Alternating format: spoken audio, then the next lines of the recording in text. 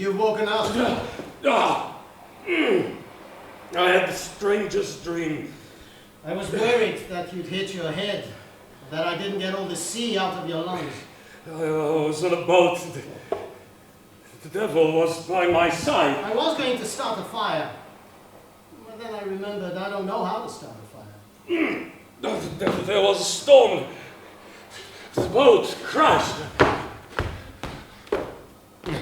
It wasn't a dream, by the way. I could hear that. That tune on the breeze. Music. That's right.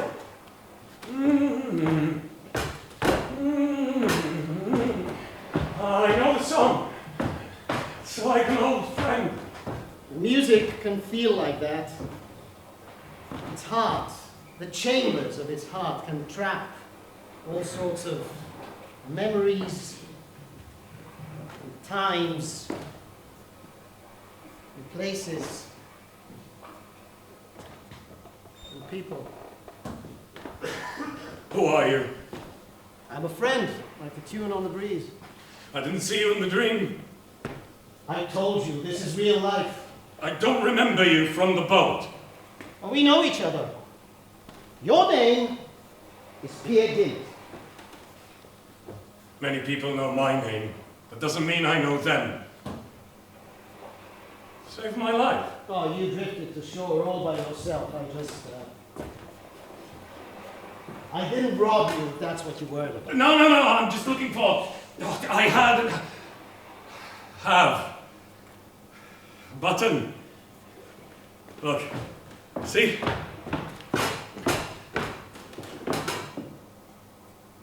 I have my button and my life.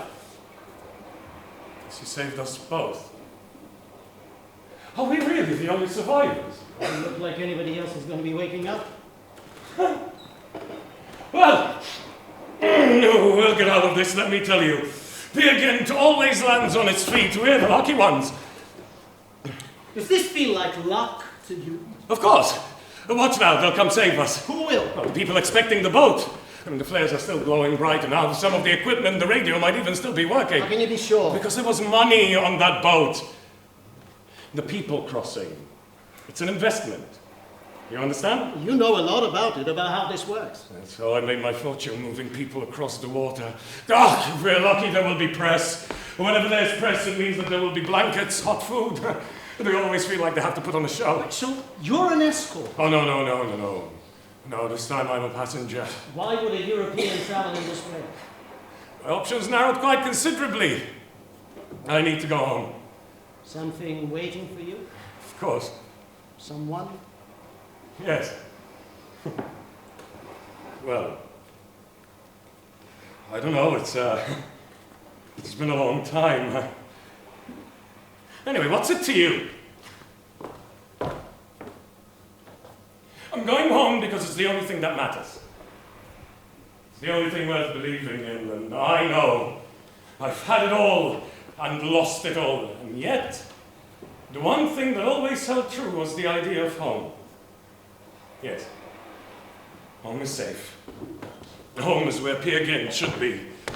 If that's the case, why did you ever leave? I don't think we have time to go into that now. Look around you. I think time is all we have.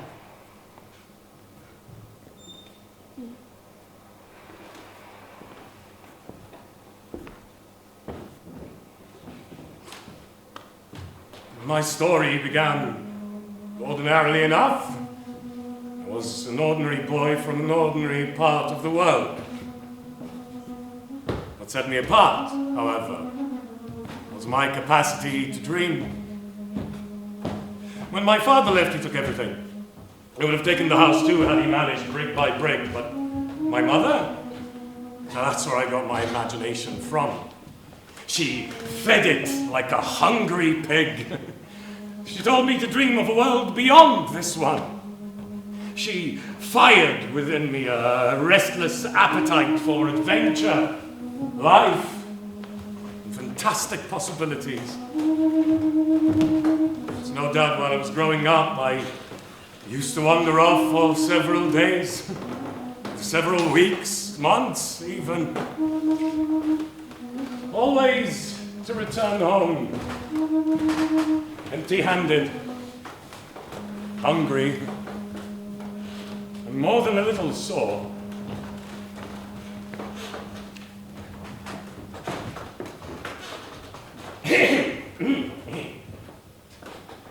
Pierre, you're home. My dear mother! It's been 2 months. Has it? Oh, I've been worried sick. You could have died. But I didn't. And isn't that enough cause for celebration? What's for dinner? I'm starving. Pierre, we've nothing. I've been living on stale bread and beans. Well, you know what? Bread and beans is just what I wanted. There's something to soak up the hangover. You've been on the piss. No, Mum. I've been very busy. I've been chasing my destiny. Destiny? Of course. What else could it have been? Nowadays, everybody seems obsessed with fancy things like destiny or fate or, God forbid, purpose. Everybody's on a journey. Everybody's living their truth, Paul. Nobody else seems to be able to just get on with it anymore. Do you think it's my ambition to keep this floor clean? Is it part of my journey to wash the dirty marks out of your underwear? Of course not. Does it still need to be done? Absolutely. Everything I do for us, Mother. If it's your destiny, then you don't have to chase it. If it's your destiny, then surely it should come to you. Oh, nothing just ever comes to the likes of us, Mother. Apart from hunger and depression.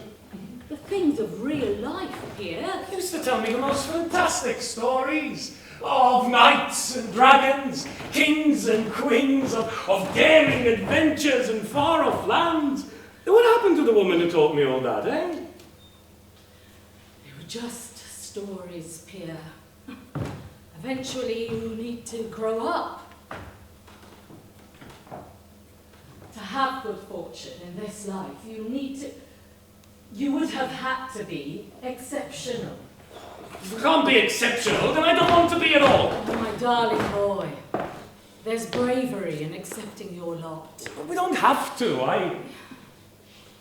I remember a feeling, a big feeling. What was it? Hunger? Yes, hunger, a burning, a dream. But with it came a fear, too. A truth. An impossible truth. No, I won't have it. I found a fortune. I was a success, so there's that. You asked me to look for work, and I did. You did? God. Oh, thank God, Pierre. I didn't know how to say this, but we're in real trouble. My cleaning job, they let me go. They said I was too old. Maybe I was too slow or something. I don't know. And what little I saved, I've whittled away. But now my son, my only dear son, has come to save us. Indeed. First, I am going to buy lots of food. Let's fill those cupboards again, and then I'm going to cook us an absolute feast. Now, first I need to pay the electricity. They cut us off, and then I need to pay the phone. And now hang on, Arthur. It's Pierre's money, and he will allocate it however he pleases. Do you have it in cash? That's the thing. What? What's the thing? Now, this is where many mere mortals would come unstuck. An untruth said rashly exposed to the disinfected light, but not me. Never me. You see, stories used to just come to me, as if the words would clear a path with every step of the foot, and it would become as real to me as anything else in the world. A lie, perhaps, but one that became truth to Pierre Gynt. I found work on a fishing trawler. I've never fished a day in my life, as you well know, but lucky Pierre Gynt has happened to be at the right place at the right time. Oh, would have been so proud of me, Mother. I worked hard, I ate little, I kept my quarters, such as they were, impeccably clean. I even read a book. But then, one night, there was a terrible storm. Thunder, barking, and lightning, crackling, so intense that it shook the earth and turned over the sea. And in doing so, awoke a giant fish, a monstrous fish, so angry, so diabolical that it set straight to our trawler, destroying it, capsizing the crew and all of our catch. But luckily, we were then picked up by a passing cruise liner, and we were treated on board as heroes. Unfortunately, most of the crew got injured pretty seriously. The captain even lost his leg. He still did pay us, though, to his credit, the remaining men anyway. But we decided that since now we were all forged in brotherhood, that we would pool our money for the restoration of the trawler and to help support the family of the now de-legged captain. Did I also tell you that we owed a huge debt to the trolls? So you have nothing? I didn't say nothing. I have pride, a sense of a job well done. Oh, Pierre, please, just go and rest or wash up or something. I need some time to myself. Well, Mother, I'm telling the truth. You have no idea what the truth is. No, actually, you do. You must do, because you always seem to articulate its exact opposite. If you are telling the truth, then swear. Don't believe me? What's the point in swearing? See? Tricksiness. Even now. How badly did I raise you? I sometimes wondered, letting your imagination grow as big as it has, instead of grounding you in reality, it was some kind of abuse. Well, I see that you're tired. I will leave you be.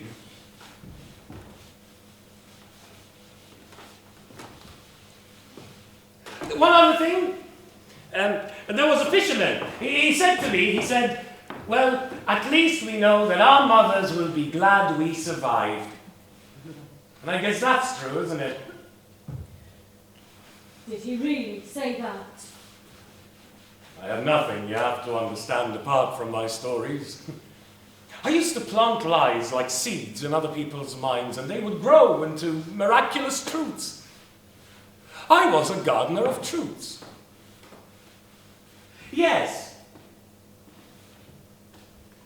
Oh, well, I guess if he's right.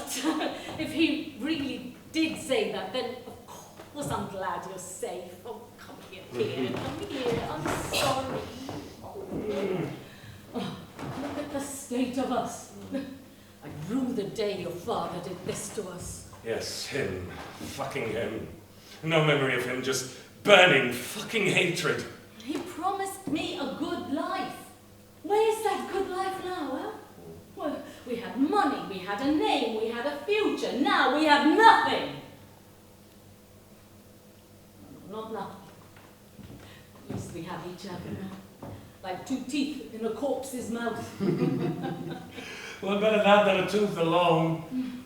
But Mum, one day I'll make you proud of me.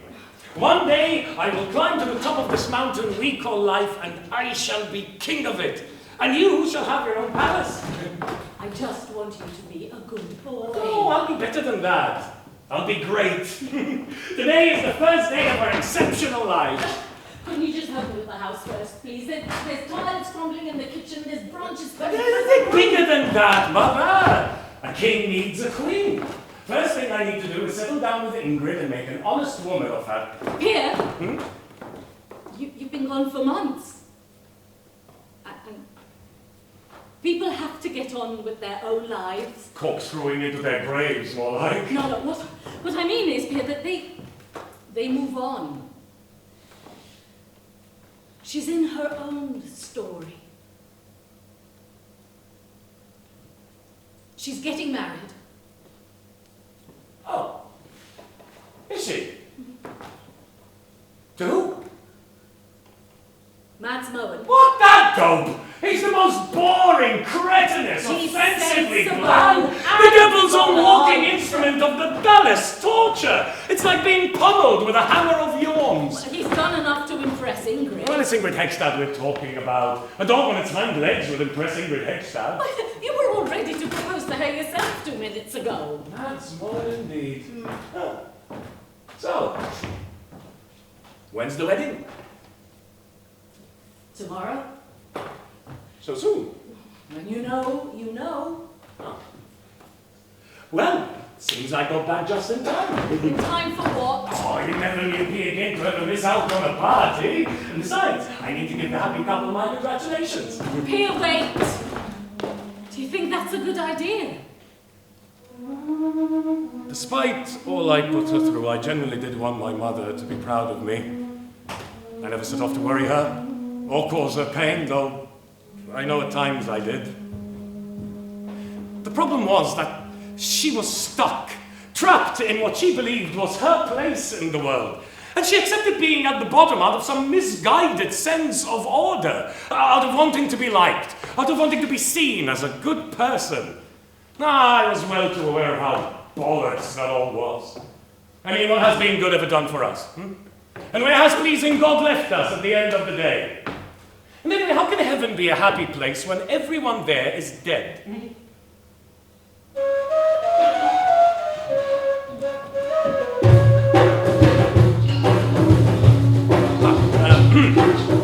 Ingrid's wedding day. The happiest day of her life. Or so she would be told it should be. Of course, none of this was really about her. Or the damn salt mats for that matter. Now weddings are a performance. An artifice entirely for the benefit of everyone else. We the parents get to show off. Look at how well off we are. Look at how brilliant we are. Look at how fertile our daughter is. It's perverse when you think about it. I prefer funerals myself.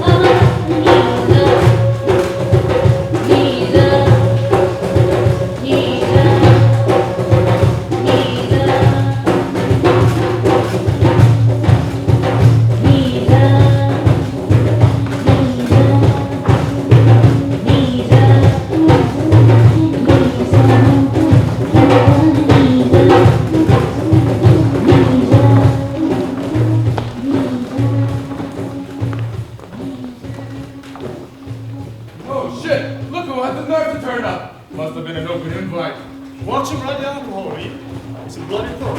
You think we have decency to keep away? Here, Gynt, understanding decency. That's like asking a goat to comprehend opera. People took a lot of interest in you. I can say the young pig brightened up their dull lives. You enjoyed their attention. You wanted to provoke them. Perhaps a bit. I used to show up to them their hypocrisy, their shallowness. They lived small and superficial lives, whereas I remained true to myself. I had no respect for them. A poisonous, regrettable bunch of farting corpses, the lot of them. You were a troublemaker. I was a liberator. A waste of breath, a waste of life. His father was a drunk and a womanizer. His mother's gone crazy and is a poor loner. No wonder Peer Gynt is such a loser. My family was what you may call looked down upon. You inherit a lot from your parents, including reputation. It can't have been easy growing up in an environment where people felt this way about you. No, the feeling was entirely mutual. Well, it must have left an impact. Not at all. Why do you remember it so clearly? I don't know. I have no control over my memories. You can be more rigorous than that. Perhaps you felt sorry for the boy. Look, what's it matter? I'm just trying to work out who you think you are in this story. A hero or a victim? I was Peer Gynt. But tell me something. Were weddings in your hometown always so depressing? Oh, no. This was all down to Ingrid, the bride-to-be. Peer Gynt! That's all we need. Reverend, how goes the business? Still taking assholes? Saving our souls. I know what you're trying to do there, Pierre. Tell me, weren't you due out at sea? Oh, no, I decided the wet life wasn't for me. Oh, Pierre, I am disappointed. That fishing job was a good opportunity for you. I had to pull a few strings to get you that job. The least you could have done was try. Oh, no, but I did try. I tried to get out of the bar in time, I just couldn't. And what about your poor mother? What about my poor mother? Losing her job because of her age. That's discrimination. Is that what she told you? Pierre, your mother is unwell. Well, I thought the church was meant to take care of the needy. You're trying to provoke me, but now is not the time. Don't tell me you're here to cause trouble. We've enough trouble as it is. Why? What's the matter? Ingrid is nervous. So nervous, in fact, that she's locked herself in her room. What on earth has she got to be nervous about? Oh, people are saying she's having second thoughts. I don't know why. Mads Moen is a catch. Yes. Well, at least he has his own business. Word is his father's about to retire from the supermarket any day now, and Mads is primed to take over. Taking over the supermarket. Well, when you put it that way. Peer Gynt, you absolute cunt! Sorry, Reverend. Aslak Jonsson, the son of the local butcher, ironically enough, himself a meathead. Look at the state of you. What did you wash those clothes in? Dog shit? Actually, Aslak, I thought I saw you on TV the other night. Turns out there was a documentary about intestinal worms. You weren't friends then. Oh, not at all. You see, my father was commissioned to do a painting of his mother. One thing led to another. He slept with his mother. No, he slept with his father.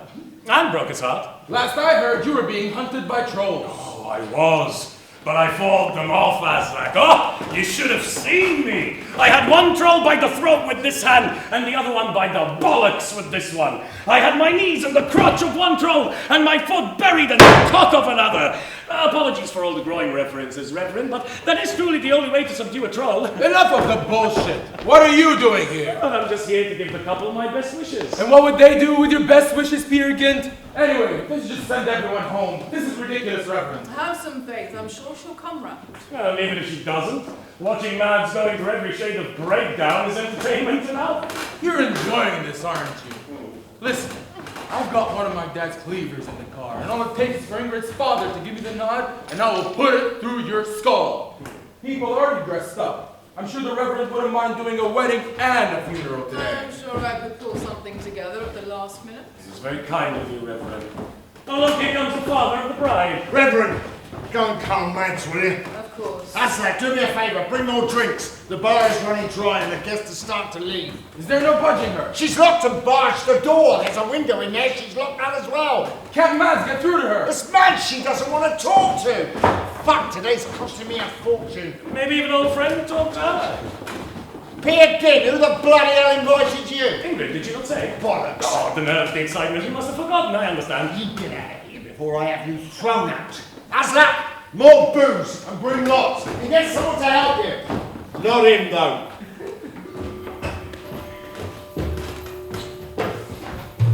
The hell is that? Ah, some foreigner. Moved in here with their parents. They bought the ice cream place opposite our shop. Just watch, now they're here, they're gonna move to bring the whole family, no doubt. The whole village, probably.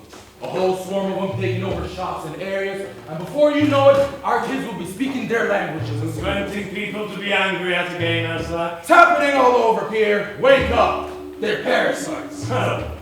She's a parasite. I'd gladly be the host. You're disgusting. Besides, she'd no doubt want nothing to do with you. She's yet to be introduced to the walking abortion that is Pierre Gynt. I had no idea what effect this woman was going to have on my life. My love. The dream. The very moment we met. Enjoying the party? Not much to enjoy. Are all your weddings like this? Oh, when the groom is this wet, absolutely. I take it you're not the best man. No, I'm the worst. I'm Pierre Gynt. And you are? Not actually invited. Can you keep that a secret? You know something? Neither am I. So much in common. But no, I meant it's common to give your name in the beginning of a friendship. Oh, no, that's not friendship yet. An exchange. We are exchanging nothing. Shared moment in time. And what are our moments is? I think I'm going to go. Oh, what's the rush? Don't you want to see how it all works out? What do you mean? Well, turns out the bride has locked herself up in her room. Why did you do that? You know what the funny thing is? I don't think anyone's actually asked her. So instead of listening, they just go ahead and try to fix it. Exactly. And anyway, even if they'd listen, I think she would scare them. This town, so full of traditions and pride, they couldn't bear to face the truth. Which is? None of this matters. How refreshing and nihilist. Well, it's lucky we found each other when we did. Is that so? Absolutely. Shall we dance? There is no music. I can sing. What, don't you think I can? Do you think you can? I told you. I'm Pierre Gynt. I don't know what that means. You will do.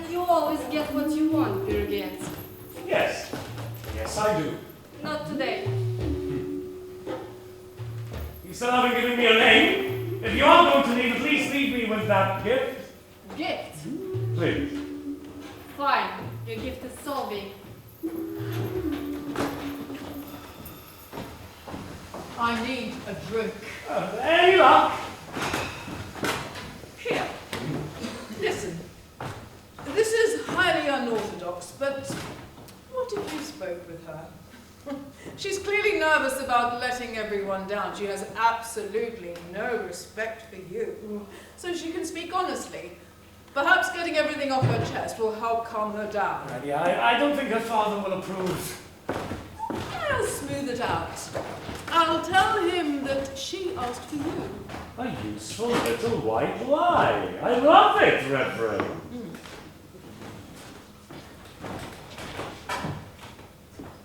fucking fine. Talk to her, but be quick. So we did. We talked about choice and free will, traditions and expectations, hopes and dreams, reality and magic. What does that mean? Where is that bastard? He's taken my daughter! Oh, he's kidnapped my wife! Almost wife!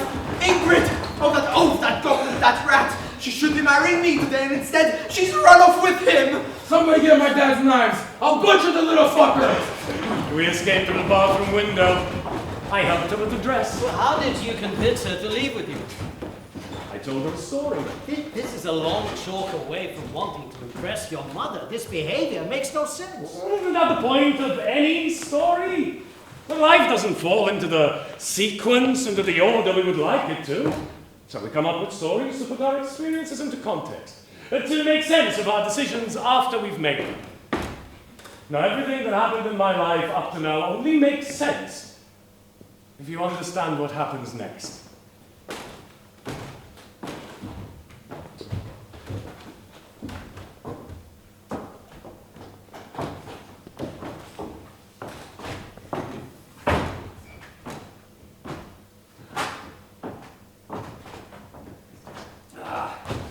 We ate, and we drank, and we fucked, and we slept for several days. With what money? I thought you had nothing. The room Ingrid locked herself in luckily contained all of the wedding gifts.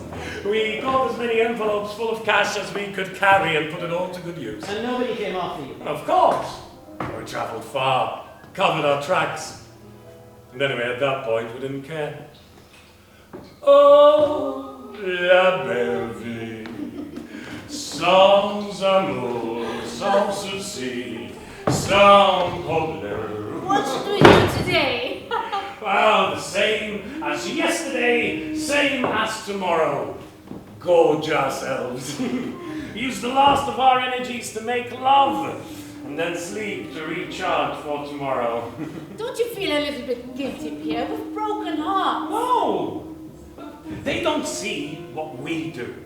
We are exceptional, and this is your life.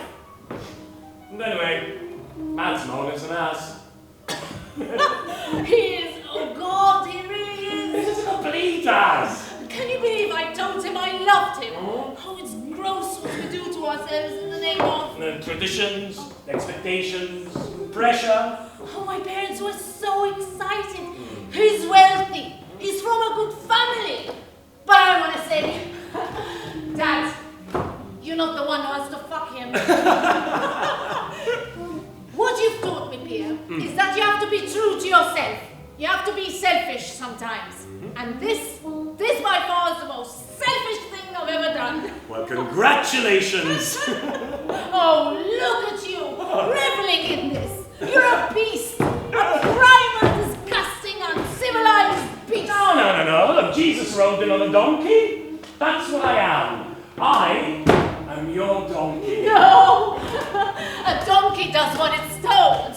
You're a hog, following on its nose. You know what? I'll take it. What are we going to do next? Now that we've shattered through the rigid boundaries of society and our parents' expectations, the world is open to us. I was thinking South America. I could teach and you could do some work you're capable of, like, I don't know, digging ditches or cleaning toilets. Money won't matter because we're free. But at some point, we're going to have to think about our future. No. At some point, you have to think about your future. What?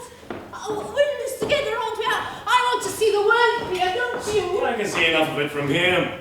I thought this is what we both wanted. It's what you wanted. But together, you agreed we would do this. Together. You'd be surprised at the things I agree with in the middle of sex. Pierre! But you don't want me to start lying to you from now, would you, Ingrid? We spoke about freedom. Yes, and wouldn't my greatest gift to you be to give you your entire freedom? Wouldn't the most audacious act of generosity be to simply let you go? Pierre! I ran away from my wedding for this! Oh, God. Oh, fuck, what have I done? You thought for yourself for once. You lured me away! You said yourself you were tired of all that bullshit. You wanted a way out, I just gave you an opening. I wasn't a desperate state. I wasn't exactly thinking straight. I was upset and you took advantage of me. You used me. No. We used each other. That's such a caring, thoughtful man. Nothing like you. He listens to me. He dotes on me. He loves me. Sounds like a lovely guy. Won't you even fight for me? The thing about me, Ingrid, is that at heart I'm ultimately a pacifist. No. Do you know what you are? You're a chancer, a grifter. You think you're smart, but one day you come unstuck. One day with your head in the clouds, you're gonna walk off a cliff. Oh God, what if my dad never forgives me? What if they never let me back? Just say sorry. I mean, my mother, lovely woman, but totally soft when it comes to the word sorry. It's like a magic trick. Sorry, done. Swear I could cure cancer with sorry. I'll never forgive you for this, Pierre Gynt! What, for helping you out the window? No! You kidnapped me! Ingrid, no, that's... No, Ingrid, you wanted to come with me. The only way they'll believe I wanted to stay. No one will believe you over me, Pierre. Look at you, and look at me. They're gonna tear you limb from limb, Pierre Gynt. Fine. Do what you like. I will stay here and live my brilliant life. Tell them I'm waiting. Oh, tell Aslak specifically that I'm waiting for him. Oh, and tell your father, Ingrid. Make sure to tell every detail of what we've done, Ingrid. Leave no detail out. Why? You're such a pig! No, I'm a hog. Oing, oing. Just like that. With a simple story with a flourish of embellishment, Ingrid set the whole world against me. My life was about to get very interesting for Pierre Gynt. So what did you do? First, I drank myself unconscious.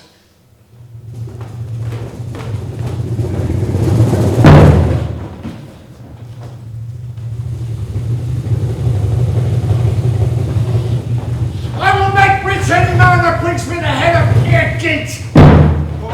I'll kill Pierre Gynt for what he's done, or at least let others kill him and cheer them on while they do it. We'll find that fucker and hang him from the trees.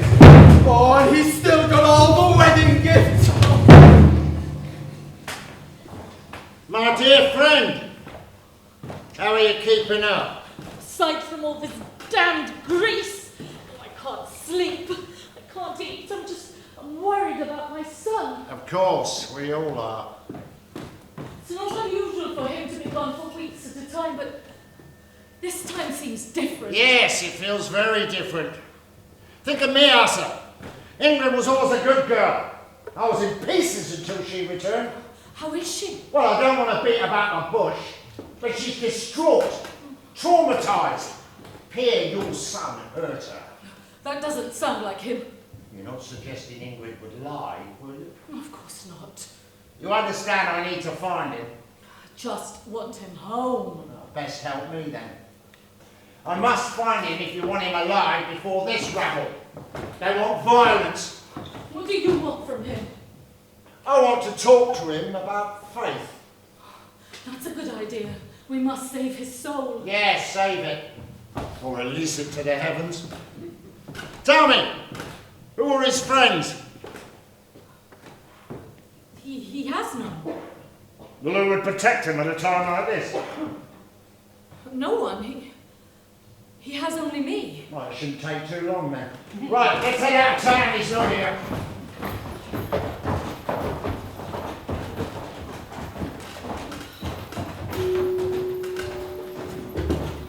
So, hey, would you like to come with us and smoke this rat out? No, I would not.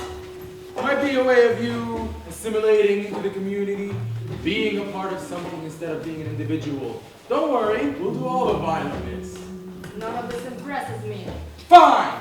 Be a liberal. Pray next time he doesn't snatch you.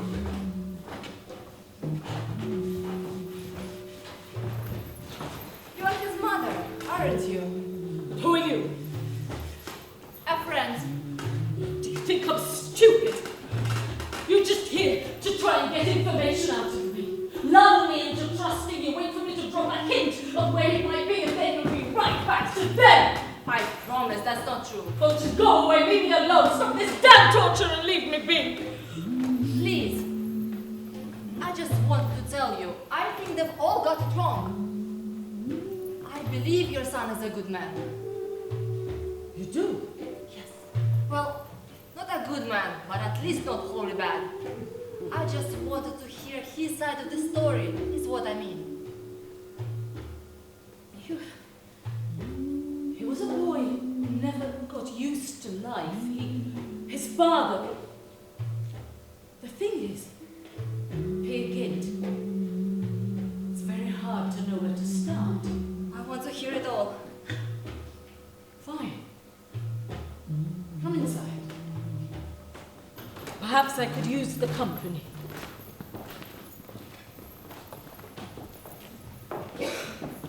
Why do you think Solveig was so ready to understand?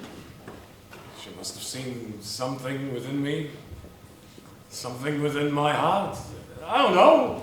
You're asking me to answer this question rationally, but it doesn't make any sense. She was just there. I don't know why. It's beyond logic. And what is beyond logic?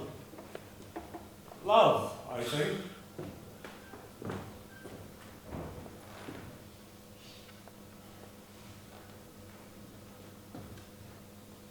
I awoke several days later with a hangover. It wasn't the first time in my life I was left out to dry, but I always had some place to return to.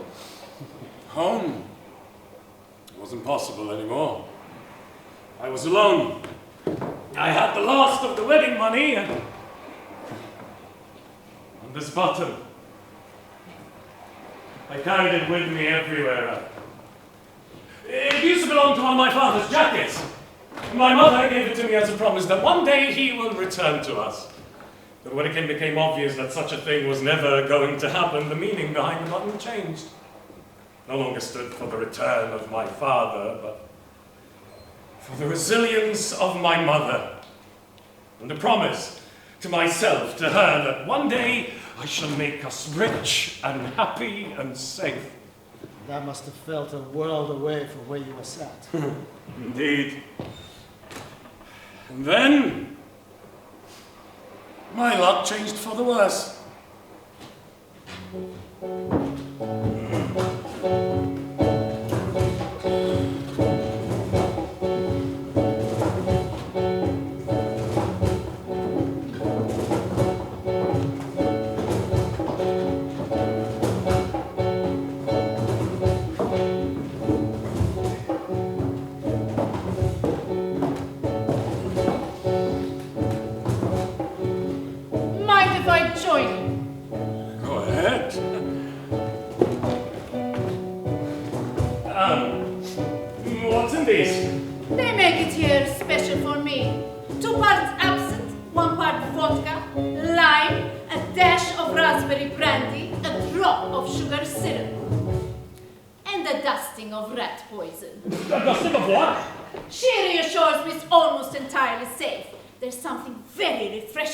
Clearing the rodent out of your system.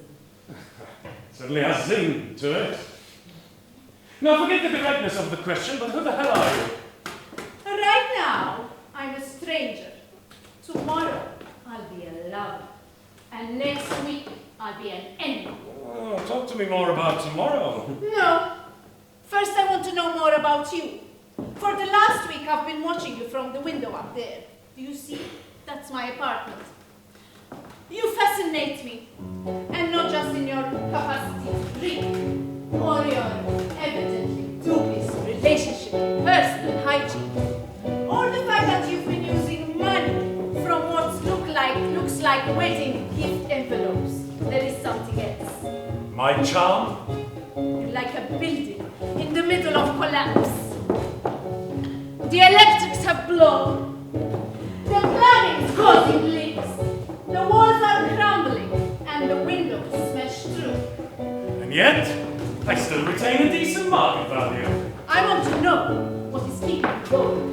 Do you want to know the truth? No. Well, good then.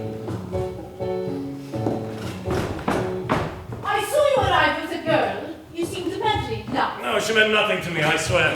You then argued, and I felt sorry for you. She broke my heart, it's true.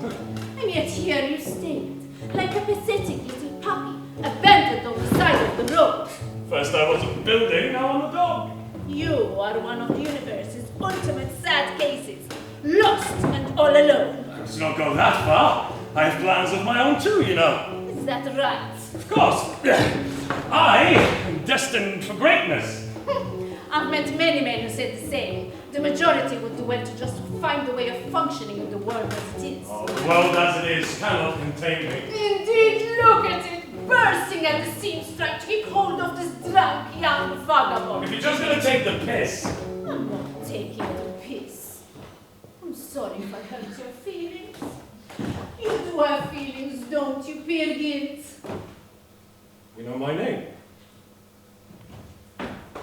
Come on, tell me what is this grand plan of yours? To do what I want, unimpeded by social expectations, to be exceptional. Naive, dumb, unoriginal, selfish, ignorant, and completely arrogant. Sick of people not taking me seriously. My mother may put up with people walking all over her, but I won't. Anything to be successful. I can tell. Damn you, Gynt, there's something about your recklessness that completely captivates me. Well, in that case, why mess about? Let's take this someplace else and I can show you exactly how reckless I can be. First, I feel I have to be honest with you. No, you really don't have to. There's something you must know about me. I'm a troll. I've encountered many trolls in my life. That doesn't faze me. I'm not just any troll. My father is the Troll King. So that would make you a princess. Well done. Well, I never met royalty before.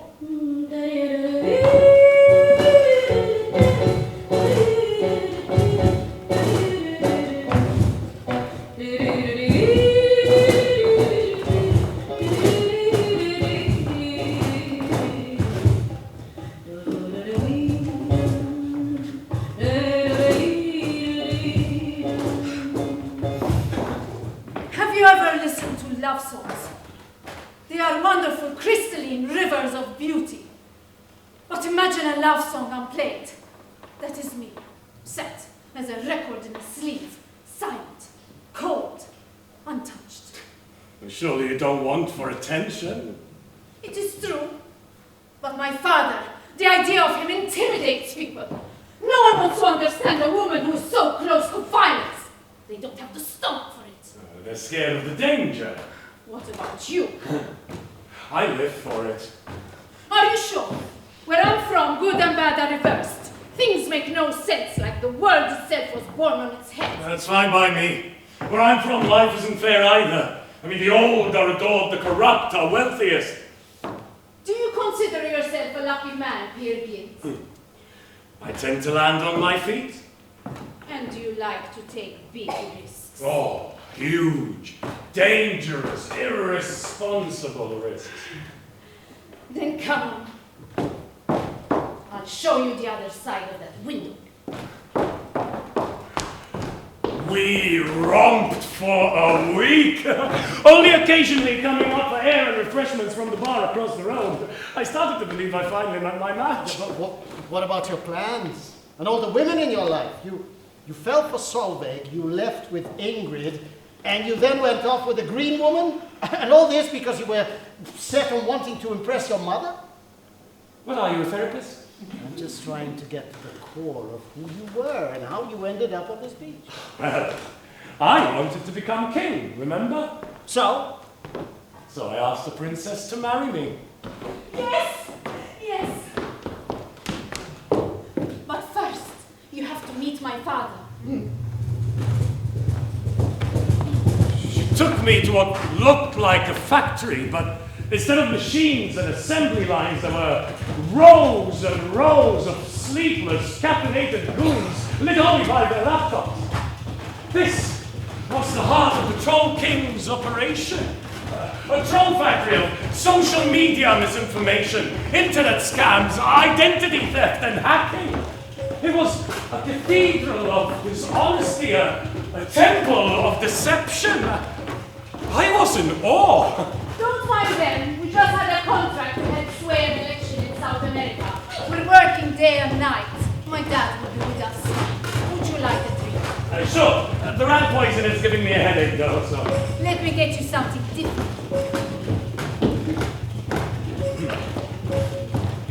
So, what's he do? Just a reminder, we have a lot of enemies, so we need protection. Nobody say anything? My dad employs bodies, not brains. So he has a personal army. He has a society. Every newborn troll belongs to my father, sorted at birth in their roles in the society. No one aspires for more, and no one fears of having less. Hey, we have a class system too, you know. Yes, you just like to pretend it doesn't exist. One day it'll be ours, you know. Oh, who will be? The trolls. Ah, yeah, what will we use them for? Conquering, war crimes, baking. Baking. Yes, trolls make wonderful cakes. This is some really strong stuff. It's almost violent on the tongue. Can't feel my legs. That means it's working. What's that? Just, Wait, what did you give me? just relax. Everything will be all right. Daddy! I get up, but I'm afraid I can't move. Is this him? It's him. Who's him? What's him? Am I him? He isn't him. Dad! He looks like a bag of milk. He has nothing but a long pig. He's a human. You can't blame a human for looking human. Look into my eyes. You see that? Right into my pupil. Do you know what it is? It appears to be a single drop of blood. In actual fact, it is my brother. I was born with my twin inside me. All it left is that streak of red. I ingested him. I devoured him. And you know what that means? I am not just a king. I am two kings in one. I don't feel very well. What is your name? Gynt, am I going to die? It will wear off. Don't worry. Breathe. If you ever to stand on your chest there, it will stop your heart. Dad likes the theater of it. One day I will be gone, and she will take care of the business. But I don't want her doing it on her own. And so she has chosen you. You understand? What do you want? Nothing! Liar! You want status, power. Well, Or do you not? no, I do. I was just trying to be cool about it, is all. I didn't pick you because you're cool. Be assertive, Pierre Gynt. You want to be king. I want to be king. You want to be me. I want to be you. What do you mean you want to be me? Oh, no, nothing. That's what you said. You want to be me like you want to replace me. No, of course Like not. you want to overthrow me. I was just saying what you said. I was repeating after you. I was just kidding. Calm down. Please don't do that. Dad! What? Can't I have a bit of fun? Pierre Gynt, I have built an empire here. I can see that. The things we do here are terrible. We lie, we abuse, we intimidate, we blackmail. Pensioners in Britain, loners in the USA, French widows, drug addicts in Cambodia. There is not a single individual on this planet with internet access that is the potential victim. Game for our hunt. Whether it be to steal your money, steal your votes, or steal your identity, I can make a profit in anyone. But don't pity them. The ones we catch online are the lucky ones. The violence, havoc, and ruin we are capable of in the real world is much more terrible. There is not a prison, brothel, drug den, or sweatshop in this country that doesn't have my veins running through it. And you know what it takes to keep it running? Do you know what it costs? It requires the capability to do monstrous things, to evict violence on strangers. It requires a strength that will I've yet to find any human capable of. There are things about this business that would turn you green. You understand? Look, I've done enough bad things. I've lied, I've cheated, I've broken hearts, I've stolen, I've destroyed. Now, you may sneer at that, that's nothing compared to what you said, but please listen. I know that to succeed, you have to break the rules, and I'm prepared to do all that. Anything to be exceptional. He has the heart of a troll. Is that so, dear Gynt? Or do I have to cut it out to take a closer look? No, I have the heart of a troll, mate. I have the heart, the guts, the arsehole of a troll too, I swear.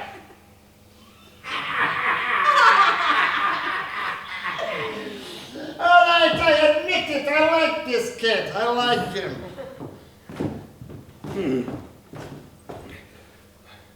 Now, to become a troll, you must turn your back on the human world. There is no going back. No, it's fine by me.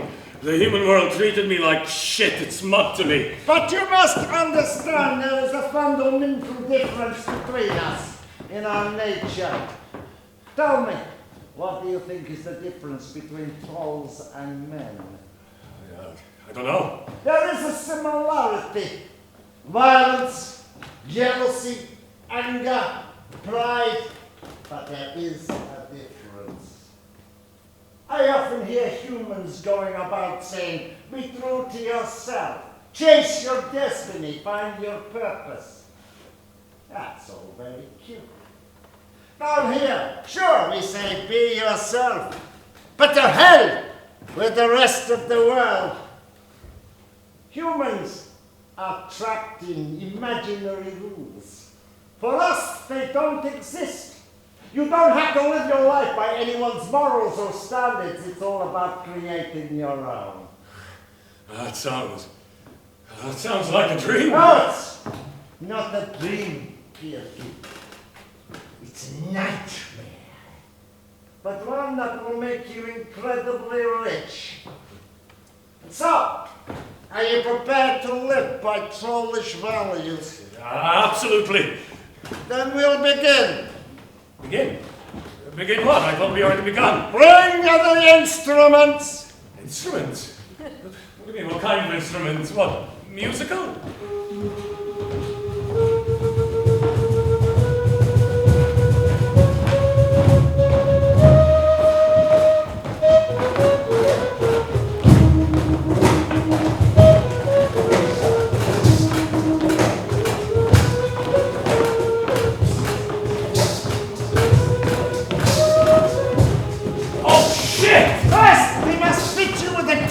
With a what? All trolls have tails. You don't want to look ridiculous, do you? Well, I'm not too keen on needles. The bleeding will stop after a few weeks. And we need to adjust the eyes. The eyes? No. If you want to see the world our way, then you have to make a little adjustment. It's just a slip in the retina. You'll be in agony, of course, but she will take care of it. No, don't blind Oh, me. we're not going to blind you. Quite the opposite. Look, I can still be one of you and still be human. You wouldn't even know the difference, I swear. I still want to be Gynt. I still want to be myself. Being Birch is not enough. It is for me. No, I need to leave. You can't leave, you can barely stand up. The threat of blindness is sobering enough. You know, this is fucking typical of humans. You go about this and that about how special and how superior you are. In fact, you are nothing but cowards. The lot of you. Fuck the eyes. Kill him. Step back! Stand back or I'll cut the lot of you! I'm going to chase you to the ends of the earth, Gynt.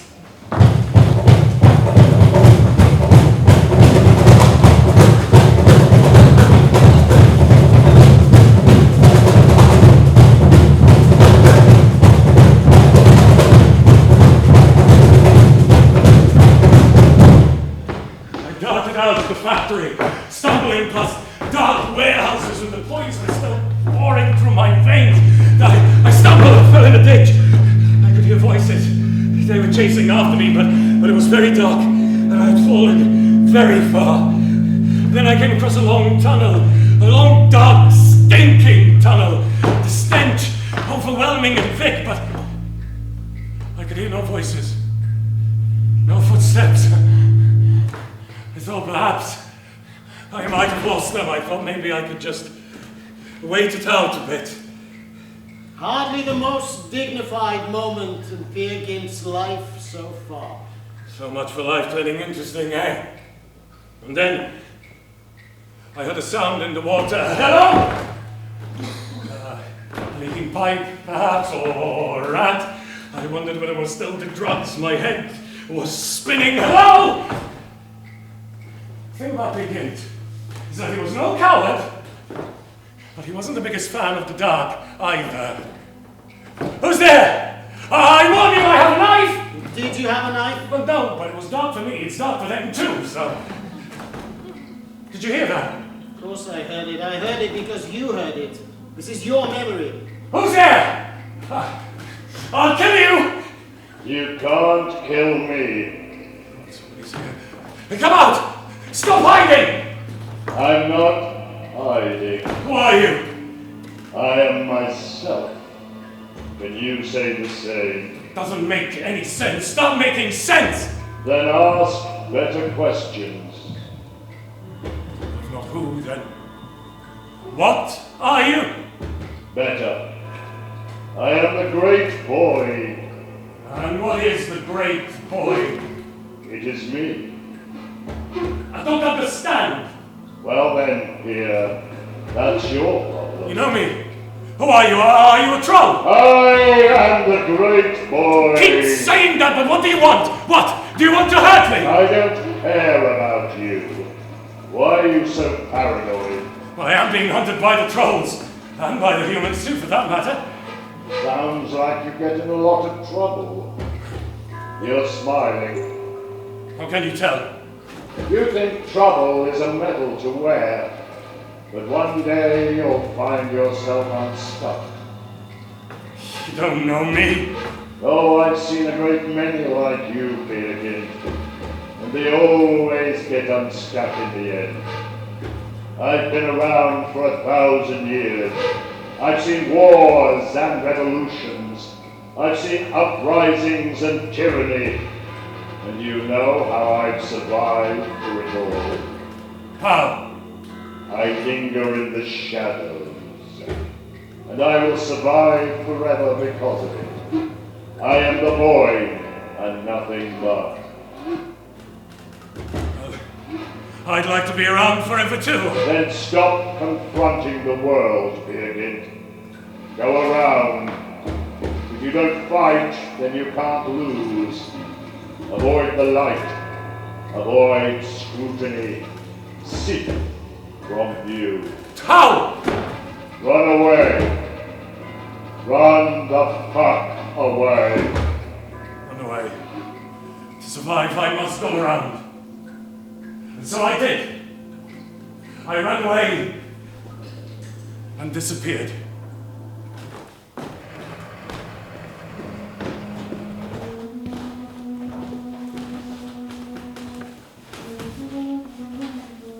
Impossible. So impossible.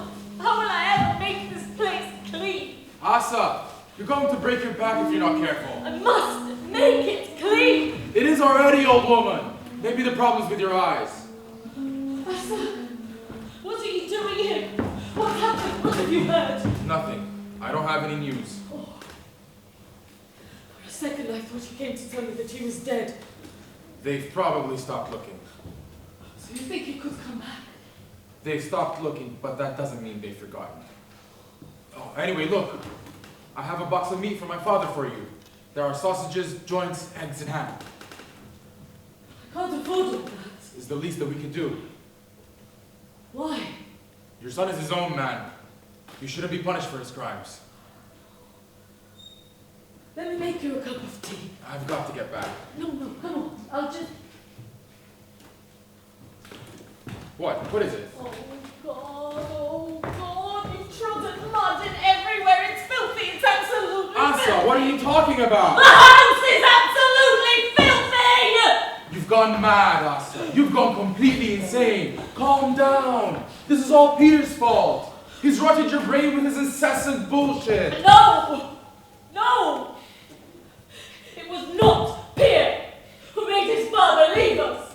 It was not Pierre who got me fired. It wasn't Pierre who got the electricity cut off. It was not Pierre who sent the bailiffs to my door. Asa, God, you I shouldn't have be nothing alone left here. to give. No one wants this for you. People want to help you. You just have to publicly disown Pierre. Tell the town you're on their side. I know he's not perfect, but he's my darling boy. He's a criminal. He's a cancer. After all, what went wrong?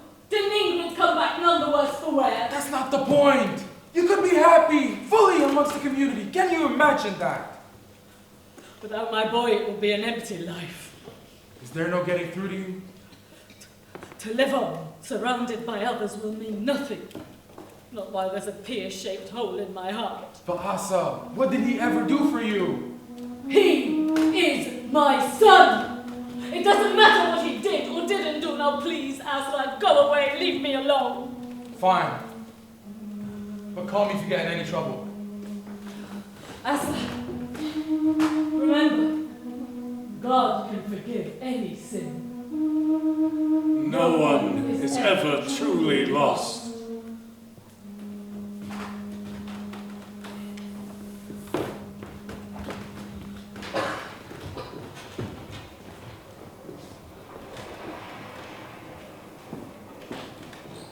I remember a dream.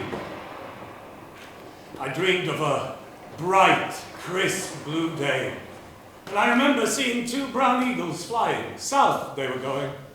Off, no doubt, to see the world. And I remember saying to myself, here I am, with my feet firmly planted in the earth, in the mud, in the filth. If I too could fly, I would wash myself clean in the bath of the winds. No longer with this earth-bound, society-bound stink. And then, all of a sudden, I was bang up in the sky, and I was flying.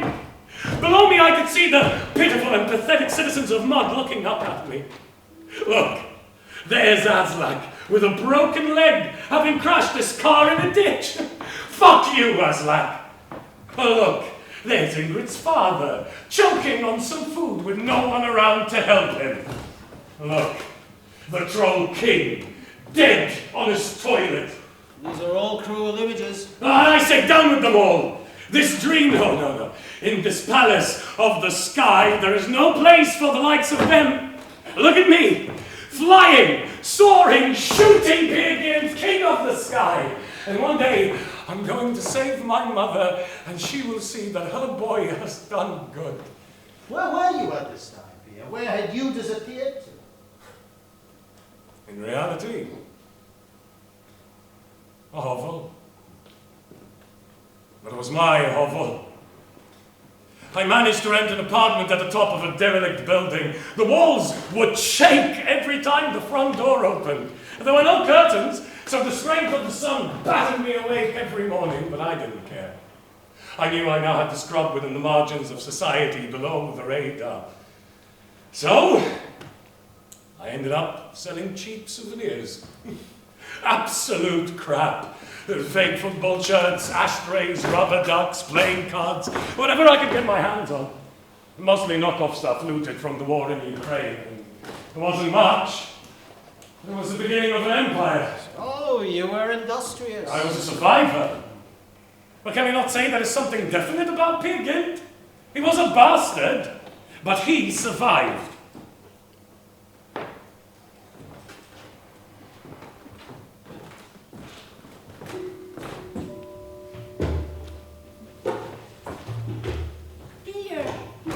Solveig! I'm so glad I found you. Oh, you're here? How? Pure chance. Not chance. Destiny.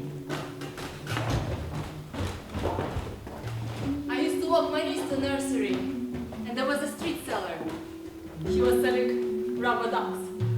So I bought her one. And then one thing led to another, and I started to buy a rubber duck every week.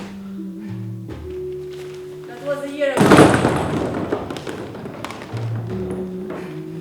He eventually told me of a man who sold them to him. Man fit your description. Why, you came here? I wanted to see you. Why? Isn't wanting to see a reason enough? Oh. I'm sorry, if I had known I would clean the apartment or at least the room. I have nothing to offer you. Then let's go and get something. Do you have time? Here. Time is all I have. I have nothing but time. And I have nowhere else to go. I've run away from home here. Where are you going to live? Well, I was hoping here. With you. No, Solveig. Someone like you don't belong here. You left such an impression on me, Gynt. I tried to live normal life, but no matter how hard I tried, I just couldn't accept it. I refused to believe that this great gift of life could be wasted so easily. And then, one night, I had a dream. You believe in dreams, don't you? Dream told me that I must come to you. The dream told me that maybe you were right about this life all along. No, Solveig. You need to go back to your parents. I can't. Here, I can't. I owe this to my future. What's your future got to do with me? Let's find that out together. This must be some sort of joke, right? What a life you led, Gynt. You're so distrustful of kindness. The only person who was ever kind to me was my mother. Well, now, there are two of us. That's Solveig. For the first time in my life, I feel like I have to be honest about things. I mean, what I have here, Solveig, is hard. It's hard and it's shit. And I sell rubber ducks. I mean, you deserve comfort, romance, luxury. You'll find none of that here. It takes bravery to live like this, close to the edge. You are finally free. You know that, don't you? I'm afraid of letting you down. Why don't you let me make my own mistakes?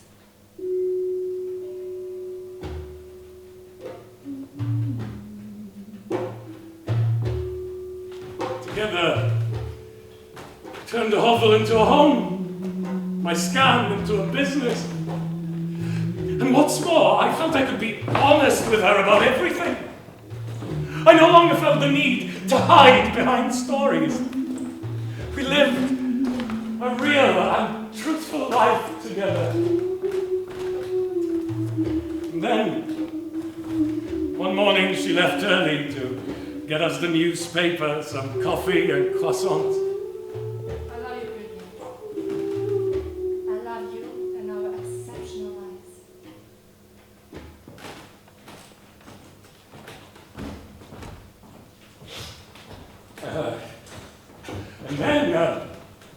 And then there was a knock at the door. Hello, Pierre! You! So this is your grand palace, the kingdom you chose over mine. How did you find me? She's such an innocent girl. The innocent are oblivious. Follow her! Straight to you. Tell me seriously, what does she have that I don't? Soul? A spirit? What? Is that what I think it is? Yes! No, it can't be. Say hello to Daddy. It's impossible. Come, take a look.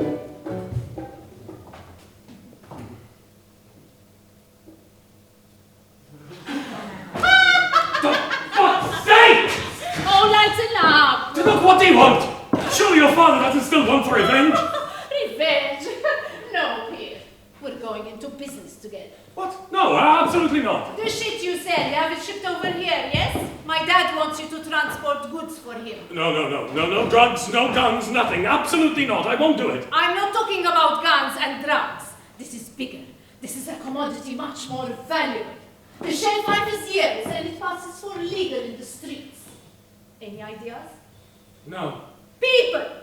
The shipping companies you do business with. We want to use them to transport people too.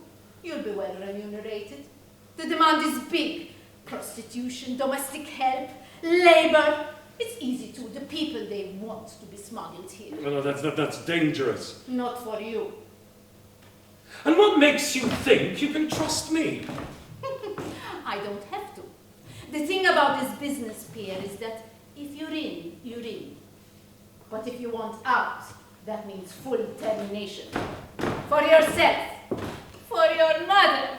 For her. Split your fucking skull open! Oh, that's more like it! Violence, intimidation, your troll heart is beating fast. Oh, you're a nightmare! But I'll make you rich. The shipment is expected in 2 days. I'll be in touch with the arrangements. What did you say to solve it? Nothing. I didn't tell her. You abandoned her? That's what I have done. She would have never believed that the trolls gave me no choice. No. Better I be a ghost in her eyes than a people trafficker. No, better have her hate me for being untrustworthy, for being a coward. Let her make up. A story? Exactly. The boy once said to go roundabout, and here I was, starting to understand what he meant. I left her all of my savings, and they disappeared once again. Knowing that the work with the trolls would ruin any chance of me having a normal life back home, I took one final trip there to say goodbye to my mother. As a young man, home always felt like a prison. It was everything I'd find myself against, and yet it was very easy to miss. It was quiet, still, like it must have been whenever I wasn't around. Hello? Mother? Here. Oh, I was asleep. I heard your voice.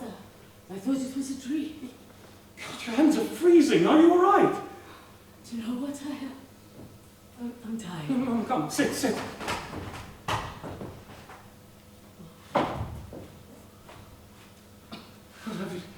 When did you last eat? Let me make you something. I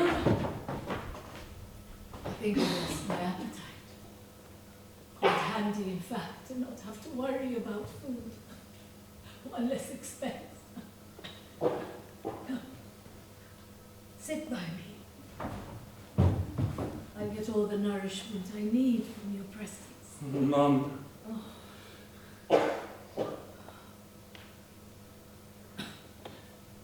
Sorry the place is such a mess. No. I didn't have the energy to clean. People have been very cruel about you, Pierre. They think you did this to me. What do you think?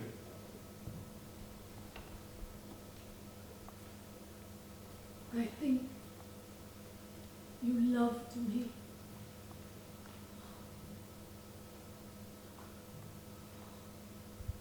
You see my eyes glaze over. You must close them, yes? And then make sure my coffin is a good one. Oh, Mum, you shouldn't talk like that. You shouldn't be even thinking like that. Oh, that's all I can do nowadays, Pierre. Think. They can't charge you for thinking. Thinking is a poor woman's sport. Absolutely unfair. It's real life, Pierre. I sometimes wonder if those stories your father told you, they did you more harm than good. No, Mum. I mean, you're the one who told me all those stories. Of kings and queens and adventures. Don't you remember? Yeah. You're right. I remember now. tell me, what adventures have you been on, my boy? Mum, I haven't been on any. Oh, come on. You've always got a tale for me. I always loved you, Pierre. Even the untruths. Please, Mum, don't. No, I'm serious. Because to lie, to make up a story in your own way, well, that's how you show you care, isn't it? To go to all the effort to think up an interesting tale. That's your way of giving attention. So tell me, what fortune have you been close to but ultimately lost? Tell me one of your fanciful stories again, Pierre. Funny you should say that, Mum. I was on the cusp of greatness once again. Of course you were, my exceptional boy. One day I'd get there, Mum. I know. You're going to be a good king. I will. Just like that, she fell asleep.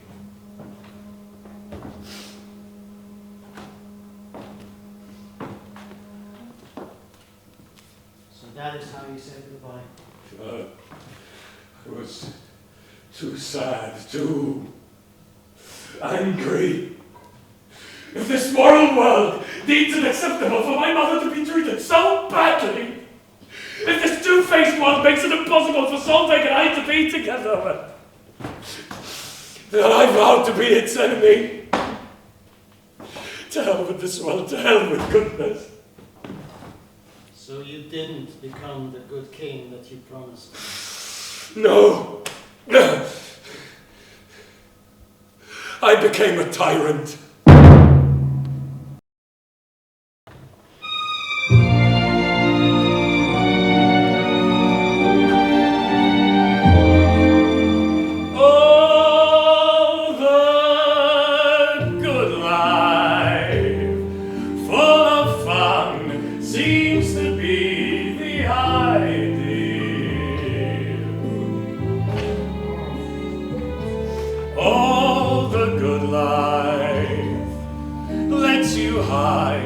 All the sadness you feel.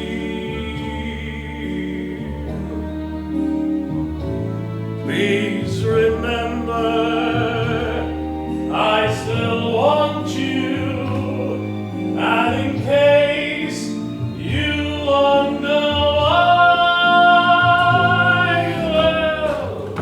So what is this? Some kind of party? At this point in my life, every day felt like a party. I mean, here I was, on a yacht, just off a small island I had bought in the middle of the sea that had made me my fortune. No, it had been a good couple of years for Pierre Gynt, and he made new friends, powerful friends, a bunch of nasty, cynical, predatory individuals from whom I learned a lot. First, there was Ballon, a billionaire entrepreneur, venture capitalist, and genius. He owned controlling shares of more than half the companies in Silicon Valley. If it's anything on your phone, then it's there by his investment. Remember, Pierre, before the car was invented, everyone was expecting someone to build a mechanical horse. No one knows what they want, and if they think they do, then they're wrong. Power isn't following trends, it's making them.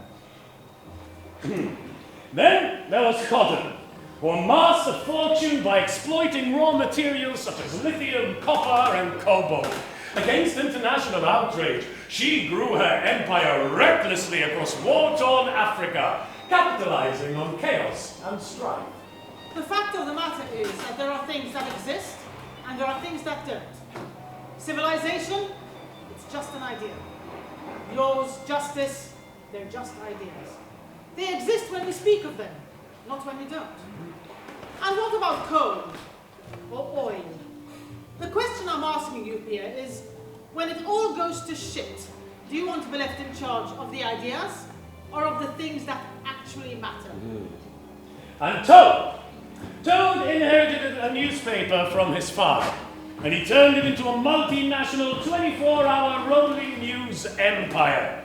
With an iron grip on news and entertainment, Toad wielded power and influence like a conductor orchestrating a symphony of influence and intrigue. There are 4 types of stories that people care about. Someone on their way up, someone on their way down, death, sex. If you want attention, get yourself involved in one of those. If you don't, stay well clear. Scrutiny is a choice. An eclectic bunch. Between us, we made the world go round. What about you, Pierre? How did you end up here? How did you make your money? Well, I was in logistics. I moved things about. Things. I couldn't eat another thing. Then drink something. You're a generous host, Pierre. Well, it's been a prosperous year for our industries. Political scandals, civil war, climate terror, famine. May we live in interesting times. Oh, indeed we have. It's more than opportunism, though. Sure, events played our way, but we had to be able to be there to take advantage of them. Take the civil war in Sudan, or the strife in Myanmar. There was chaos for all the world to see. Plenty of opportunity for making money, no doubt. But it's not as if the likes of us could just waltz in there. True. Moving water around. Whatever needed to be delivered. Hosting sex parties for regulatory committees, flooding the market with drugs, running guns, extorting politicians, planning assassinations, organizing coups, corruption, rigged elections, and destabilizing the markets. If it wasn't for our dear friend Pierre, we'd have never been able to make the gains we have. Yeah. Our favorite bastard. You were a fixer. I made things work. Who started with nothing. That's right. The world, Nothing to lose. The world was against you, but bit by bit you grew an empire. First with the trolls. Filthy business. You learned their ways. Before you undercut the lot of them. Ripped them off. Salted their lands. You soaked up their power and overthrew the whole operation. I made it your own. You slaughtered troll after troll. And took everything they had. And then you came to us. And we taught you decency. Refinement. And taste. How to carry yourself. And how to make a dollar where a dollar was not before. Come on, Pierre. Tell us how you did it. With one simple rule. Be true to yourself, and the hell with everyone else. I am a man of the world, and the world has taught me one thing. You are servant only to your own needs. But do you ever get lonely, Pierre? What do you mean? In all the years we've known you, you've never had a wife or a partner. You've never even had a girlfriend. Someone to talk to. Someone to keep you sane. I don't need for anyone else. I have this button. What on earth is that? A button isn't going to keep you warm at night, Pierre. It's a promise. A memory of home. The last thing my mother left me. But look at me now. A success. $1 billion is $1 billion when it's in the bank. It doesn't matter how it got there. Does it not? I mean, you've trodden a particularly muddy path. You made your name initially in people trafficking, right? The commerce of human souls, to be used in sweatshops, poorhouses, servitude, organ farming. I'm not judging. Fallon's right. We've all benefited from your talents, but it must have taken character to take advantage of vulnerable people, to take babies from their mothers. Slavery. There's no good PR for it, is there? I don't know I could live with myself. I'll tell you what. You live with yourself, and I'll live with myself. How about that? We're not criticizing, Pierre, nor moralizing. We're just remarking. Well, remarks have been made. Let's move on. To a toast. A toast. To us. To Pierre. To the future. The future Really, Pierre? Do we really want to focus on the future? This is a holiday after all. That makes it the perfect time to talk about it. Now, I have some thoughts about the future I would like to share. You'd indulge me in that, would you? Are you worrying about things, Pierre? Worry? No. I'm excited. I mean, tomorrow can mean anything after all. A fresh start, even. The rebirth of Pierre Gynt. No. Well, maybe. See, I've been feeling rather existential as of late. I mean, it's all right for you lot. You guys are legitimate. Sort of. But you've got public names. History will remember you, but not me. No. I work in the shadows. Now, I want a legacy. Legacy. That speaks to your imperial instinct, Pierre. You have a heart of a troll, no doubt. Once promised my mother I would be king of the world. I'm starting to believe I can actually achieve that. Positions like ours come with a lot of responsibility. It doesn't suit your qualities. On the contrary, I've always lived by my own rules. Absolute power means I'm no one else's. But even God told the devils. No, I want this whole world so thoroughly mine from top to toe. But how, Pierre? I mean, the whole world. Every government in the world has their own interests. So it may seem. In peacetime, anyway. What do you mean by that? Well, when at war, culture goes out the window. Domestic policy goes out the window. Trade becomes slight. Back a dog in a corner and they'll soon forget everything learned and refined. No. I'll take my contacts of traffickers and turn them into warlords. I will recruit from all over the world. I will spread fear and hate, and as every culture clashes against one another, I will mop up the power. We finally got everything we wanted, though, Pierre. Major elections are going our way, business is fluid, we've got an iron grip. You have? I want a little bit more. Is this not enough? You see, the problem with this plan, Pierre, is that some people like us, say, don't necessarily want to recut the cake again. We're quite content with what we've got. Politics, industry. It's not your world. I'm asking, why the fuck not? Pierre, consider this, our counterpitch. Fuck the future. You've had a good ride. What? What do you mean? Maybe this is a good time to bring it up? It was always going to lead to this point eventually. This was never meant to last forever. What are you talking about?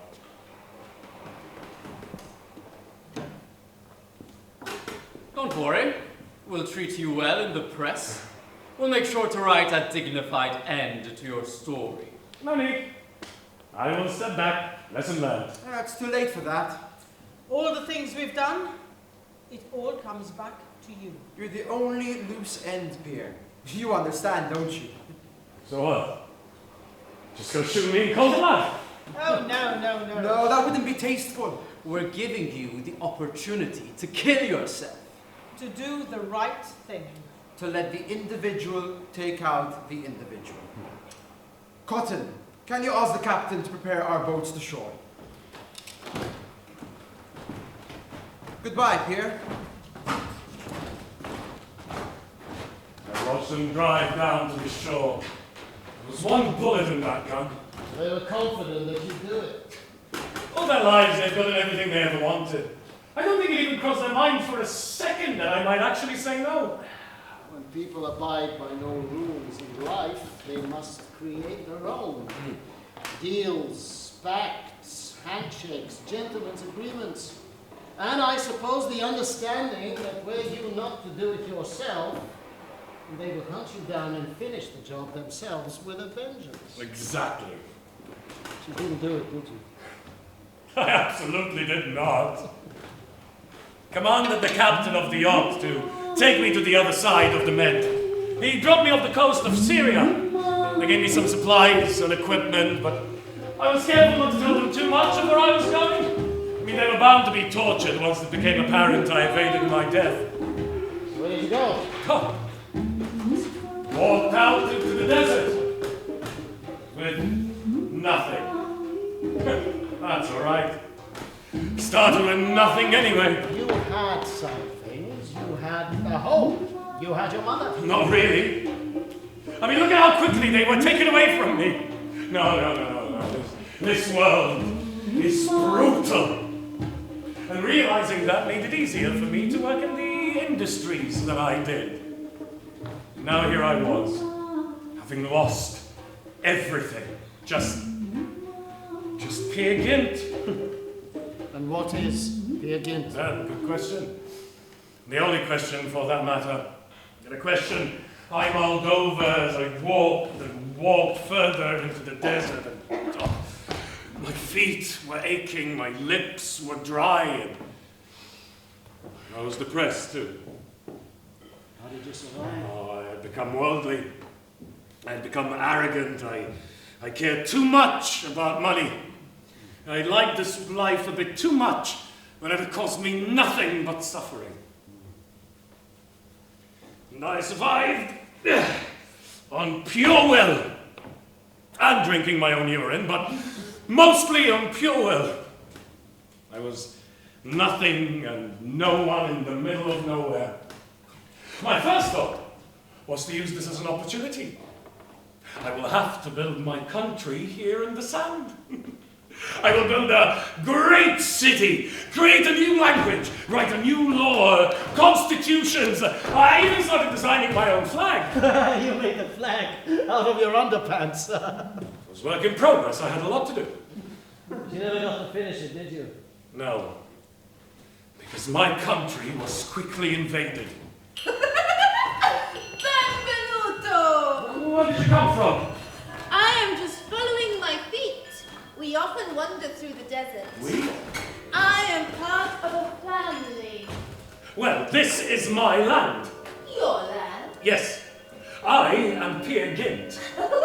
That means very little to me, I'm afraid. It means very little to me too at the moment, but I'm making progress.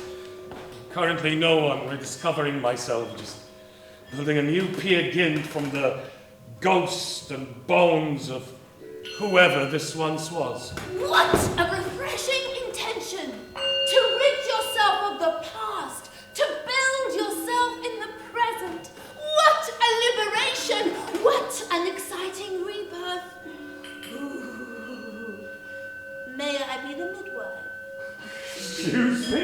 To be present when you are reborn. Right, yes, well, I think the sun has baked your brains, so. And I think you might be a prophet. We were told a prophet would come, alone and without possessions. Would you like an apple? I haven't seen an apple in years. Here.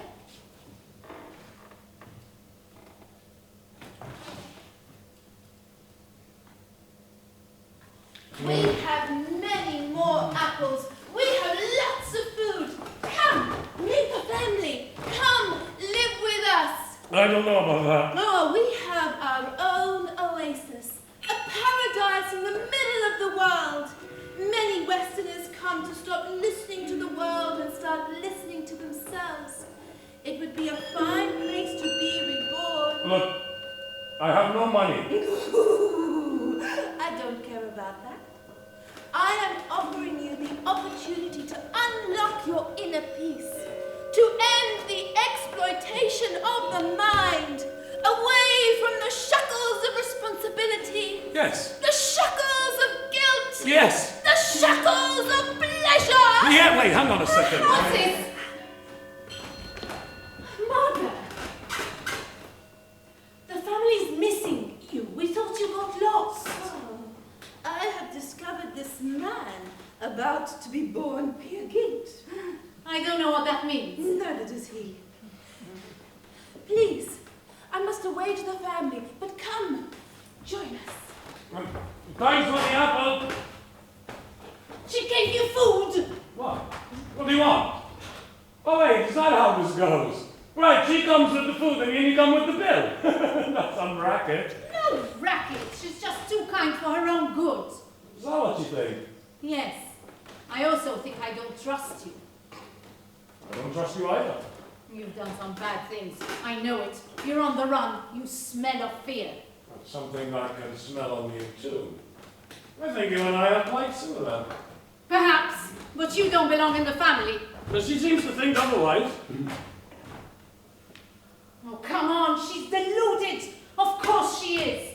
This is all bollocks, isn't it? You've only just met her, and I already can see in your eyes you think she's mad. Well, congratulations. You're right. She is mad, and rich, and vulnerable.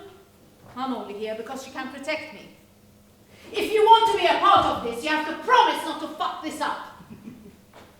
You're dangerous. Devious, even. I think I love you. Oh, I definitely don't love you. Well, I love you even more. Become a threat to me, and I'll kill you while you sleep. Sounds like a fair deal. Come on, then. The family will be keen to meet you.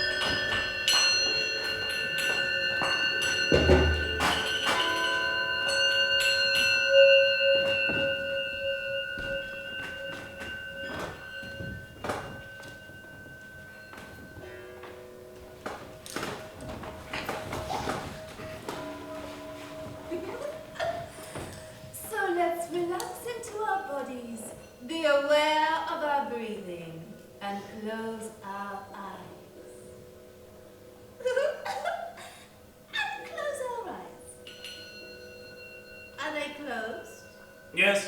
Here! You lied. Look, if you don't mind. I do mind. Does closing your eyes make you feel uncomfortable? Look, actually, I'm feeling pretty tired. I think that's enough for today. It must be difficult to make your way through the world when you feel so unable to trust another human being. No, actually, it was quite fucking easy. Oh, that's right, I forget. You've been rich and powerful. Indeed. And now you are here. By accident. Does the river intend to flow out into the sea, or does it find itself there? I am not a river. Are you sure? What do Peer Gynts and rivers have in common? You are both ever moving. You're both dangerous to those who get trapped in your path. Indeed. And you both start off as little dwibbles and end up with big mouths. What's the point of all this, huh? How does this help me? You want to be born anew, yes? I hope so. Then we need to know what you are bringing with you. You are anew, but you carry with you memories, experiences. Sit with me! Now! Come!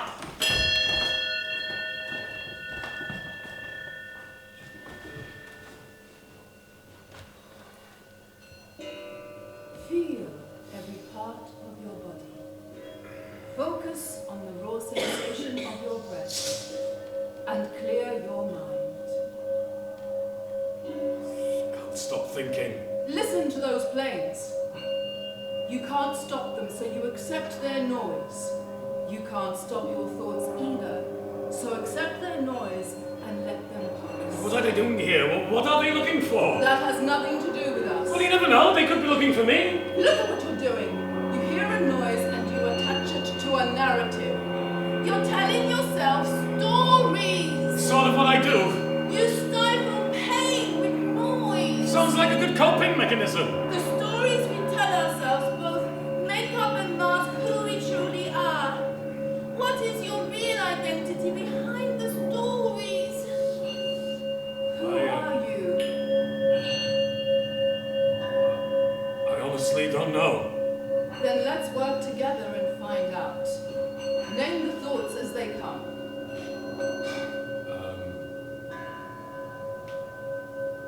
Money, green people,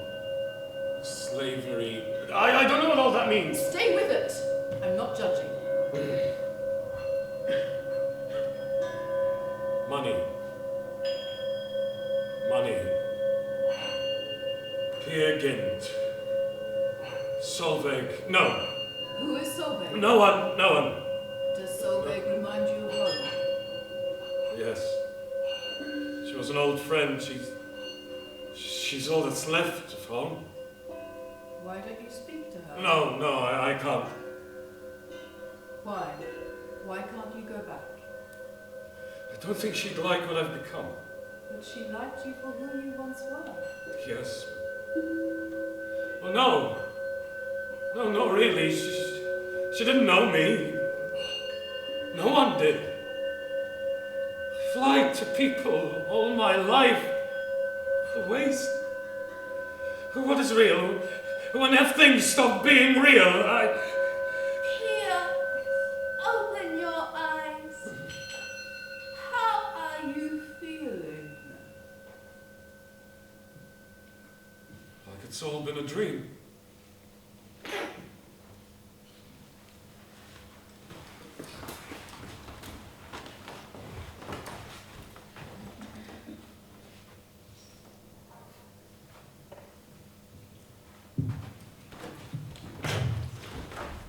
Spent several weeks with the family, I could feel myself improving. I started to remember more of my childhood. I began to empathize more with that little boy trying to make his way in the world. And then it all went wrong. How? I thought you'd have gone by now. Look, I'm not here to take advantage. I know I've done some bad things, that's true, but look, I've changed.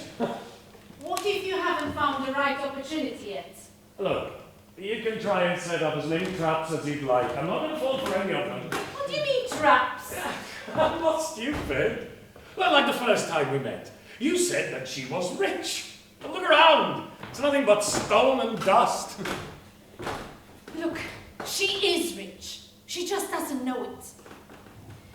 What if I told you there's gold deep under the ground here? I've been down there. There's a collapsed cave right under our feet. It's a tight fit, but find a crack large enough to wriggle through and it will open up into a cavern. There's silver and gold growing right in the walls. I'm sure there are a lot of people who'd want to know that, wouldn't you say? I don't know. Oh, come on! I know who you are. Pierre Gynt, right? I went into town, went to a bar and saw you on the news.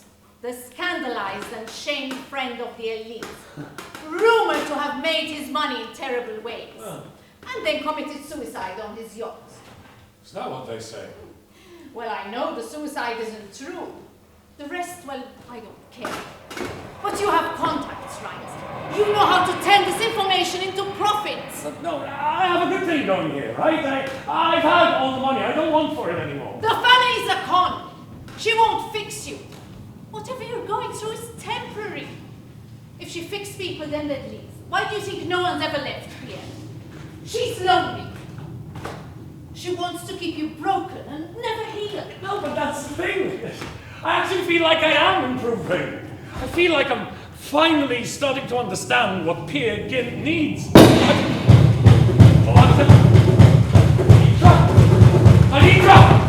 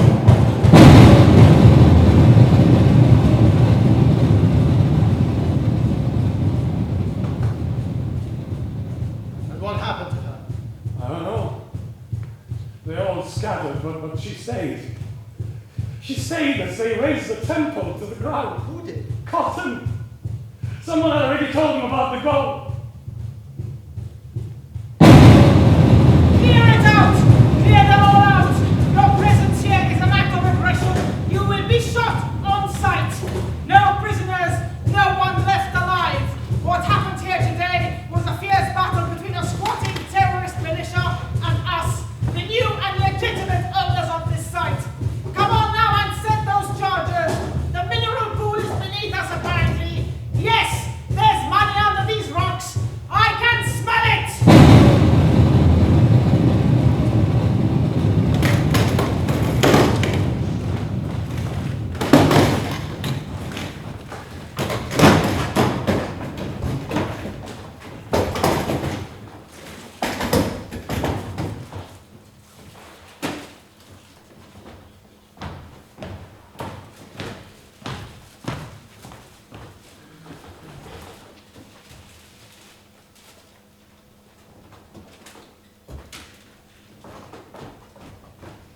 What's with the face, Solving?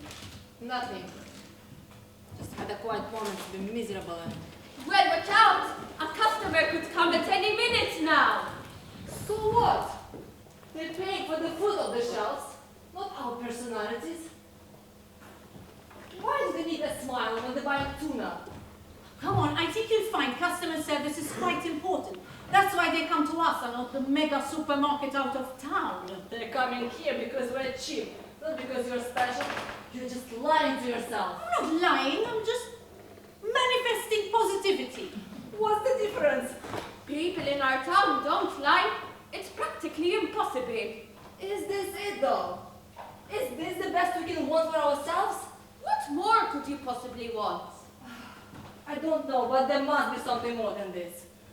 I want to feel things. I want to see things. I want to leave. And yet, here I am, trapped in this mundane hole. What's going on over here? Solvig is getting sad. There's a surprise. Solvig, it really does confuse me how opposite we are in almost every single way. You know, this morning I woke up next to my beautiful wife in our beautiful house, ready for another beautiful day in our perfect town. Solvig, I hate to say it, but are you being a little bit ungrateful? Consider a broader perspective. There are wars happening all over the world.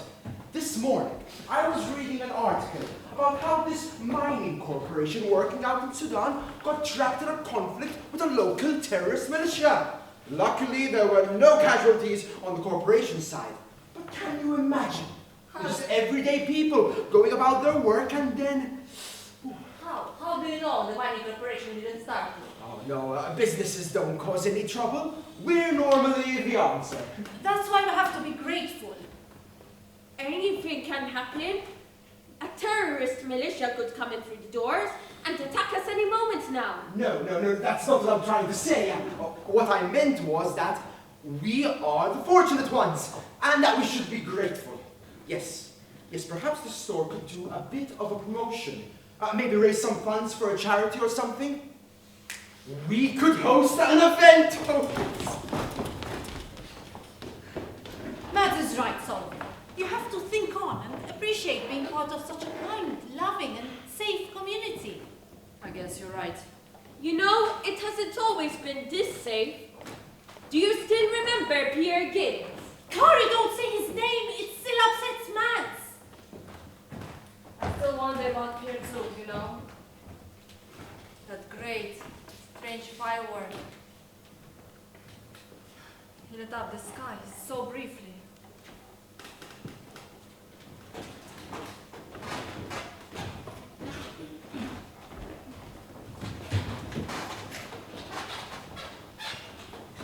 I walked and walked, tracing the banks of the River Nile, relying on the kindness of strangers.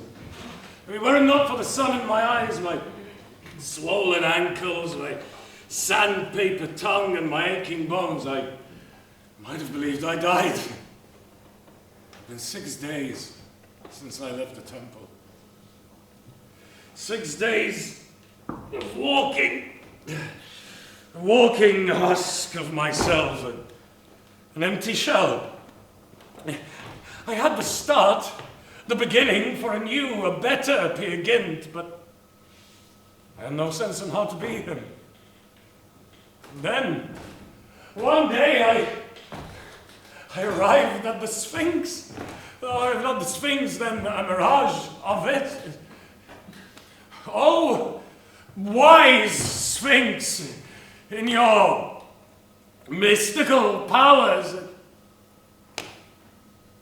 please help me. Tell me the truth about man. Tell me the meaning of existence. You. Me? Who are you? Who am I? I don't know. Who are you? I am myself. Yourself? The boy? Are you the boy? Excuse me? The boy, he was a friend. He told me to go around. Go around. Who are you? Must we exchange who I use all day long? You are the Sphinx. It was you I was talking to. Indeed it was. Or rather it was my brain asking the questions. My mouth and vocal cords, my lungs and body merely followed the brain's instructions. Doesn't it feel like a prison, the human body? Our electric, infinite minds trapped inside these smelly, flabby, mortal meat machines? What are you talking about? Physiology, biological mechanisms, the trappings of life.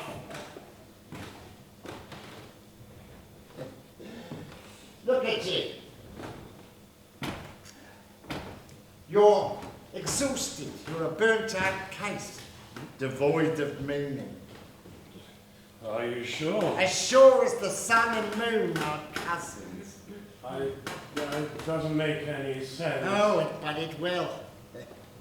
Let me show you Utopia. You've been waiting for this for a very long time.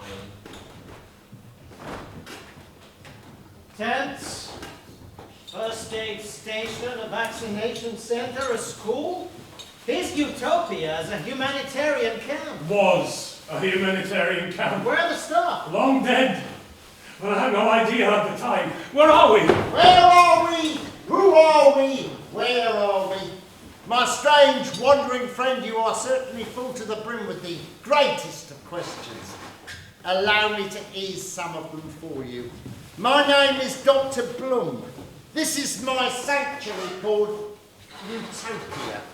It's an old UN humanitarian camp abandoned by the international community. How long have you been here? Oh, you don't need to worry about time. Time is immaterial. Listen, Pierre. You're exhausted, confused, impotent. I think I have an idea how you might rediscover yourself. You do? Of course! After all, what is a name without a body attached? And what is a body without a mind encased inside it? And what is a mind without a vision? And what is a vision without a purpose? Purpose? Sir, I am about to diagnose you, so brace yourself. You came to me, wandering, lost, not just in the desert, but in your mind. What you're suffering from is not dehydration or heat stroke. What you are suffering from is a lack of purpose, a lack of meaning in your life. The cure is simple. Is it? What is it then? Ah! Perfect timing. Meet your new colleagues. Hello. Hello. Colleagues? We began as a ragtag bunch. Myself, 2 assistants and an interpreter. The interpreter quickly succumbed to an illness. War began, but we made the valiant decision to stay. We didn't decide to stay. You decided to stay. I still have my family waiting for me. We came upon a camp. A refugee camp. We quickly made a deal. You gave them no choice. And transformed this place into Utopia. With each strike of the war, more flocked to us, believing us to be a sanctuary. But it's not. Does this look a paradise to you? Where are all the people? Busy. Busy and happy. You're happy, aren't you? Well, not really. Excuse me? Well, we've been working for the past days now, and I'm feeling pretty tired now. Ungratefulness is a curiously malignant symptom that requires aggressive treatment. Perhaps I need to diagnose the unbalancing in your mind. Does it require another procedure? No! But wait, what does this mean? What is all this for? Oh, this is all for the future. Utopia is my factory. We make water batteries here. I am the inventor of the much celebrated and epoch-changing water battery, drawing waters in from the Nile. The water battery is my solution to our dependency on fossil fuels and the climate crisis. I will become by some measure the richest man on the planet. Doesn't make any sense. Oh, must I tell you the truth here, my new good friend? Promise not to tremble. Sense is dead. It passed away last night at 11. What does that mean? Yes, it's exceedingly unfortunate. And as it happens, I'm in rather an awkward position. Because although, yes, I oversee this migrant camp, the methods used to acquire it were... Acquire? somewhat violent. Violent, huh? Well, it isn't easy to dismantle a UN designated zone, and it requires us after some time to use violence. You're insane! I'm a terrorist! Those previously considered charitable and humanitarian at 11 last night, according to the latest interpretation of Saint, have now become somewhat of a burden. You took over the camp, you turned the people into slaves!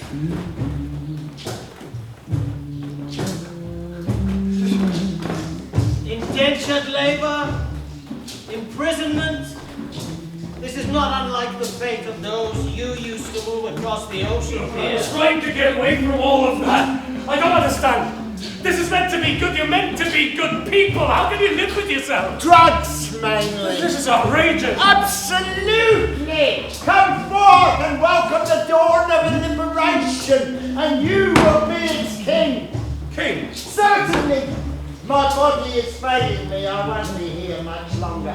I've seen something inside of you, and I know what it is you're missing. And it is an empire. You were destined to be king. All you need are your people. No, I won't do it. I won't be dungeon keeper to your slaves. Now, come now, don't be discouraged. You were always destined for great things.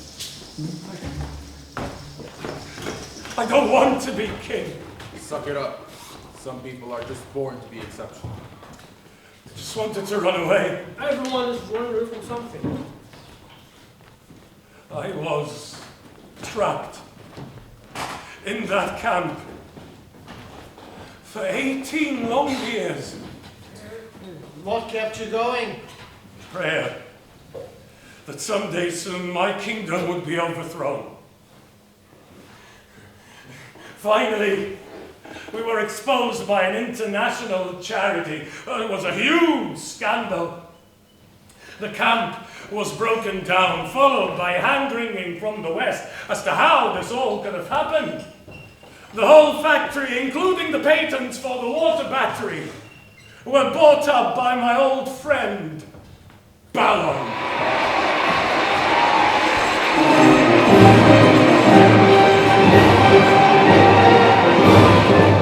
It was a terrible shame what was happening at that camp. I, like the rest of the world, was shocked to hear what was happening to those poor people. Nevertheless, out of darkness there can come some light. And I am proud to announce that I will be implementing water batteries into my new range of luxury sports cars. Cheaper than electric and cleaner than petrol. Yes, water is the future. So, let's save this planet together.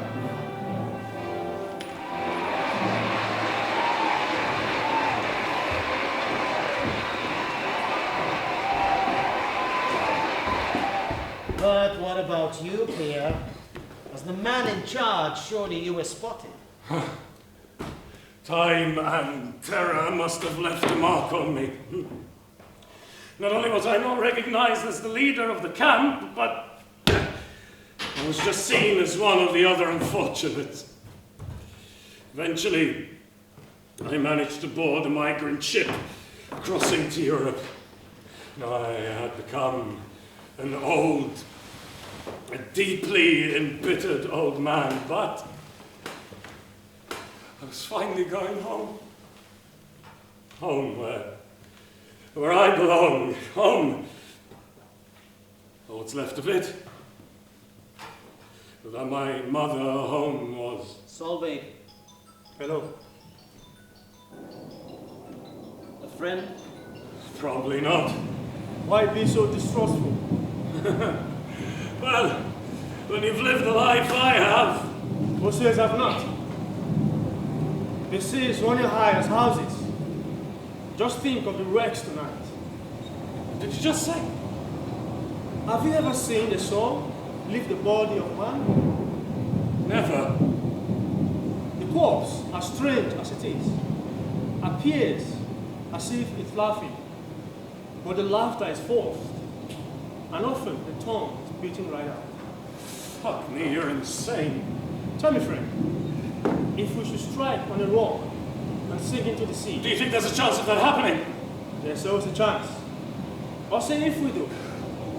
Mind if I don't let your corpse go to waste? What do you mean, to waste? Your body, your bones, your skin. Jesus, I don't know what's scarier, you or the storm.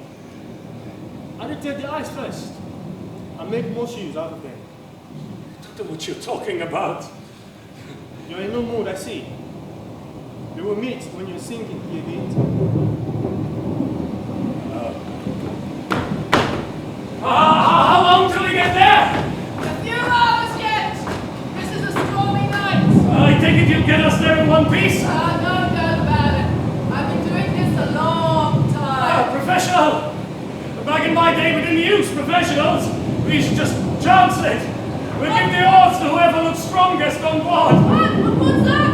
I said! It doesn't matter. I have lived my life out at sea. I know it better than I know other people, which isn't saying much. I've always been a loner. I used to captain a fishing trawler until I was 5 and drinking. Funny enough, that happened to me once. I used to take lives out of the sea. Now I save them. Well, what about you? What's your line of... Get down! Get down!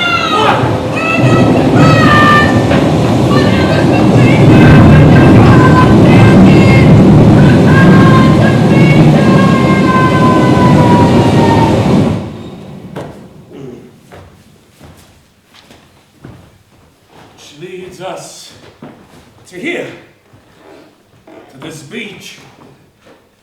And you, with my eyes still intact, the captain must have perished. They all have. Apart from us. So now we know the story of Peer Gynt. If not the meaning, then the ending. You tell me. No. No, it's your turn to speak. Now it's your time to tell me who you are. Is it not clear? No, none of this is. And when are they going to rescue us? There's nobody coming to rescue us. And why not? Because you're home. This is your home. Do you not recognize the beach? What? Remember? So, I've been here all this time. Wait, why didn't you tell me? You were on a roll. Can't believe it. Lucky Peer Gynt landing on his feet once again. Stop right there! Get off the ground! Whoa.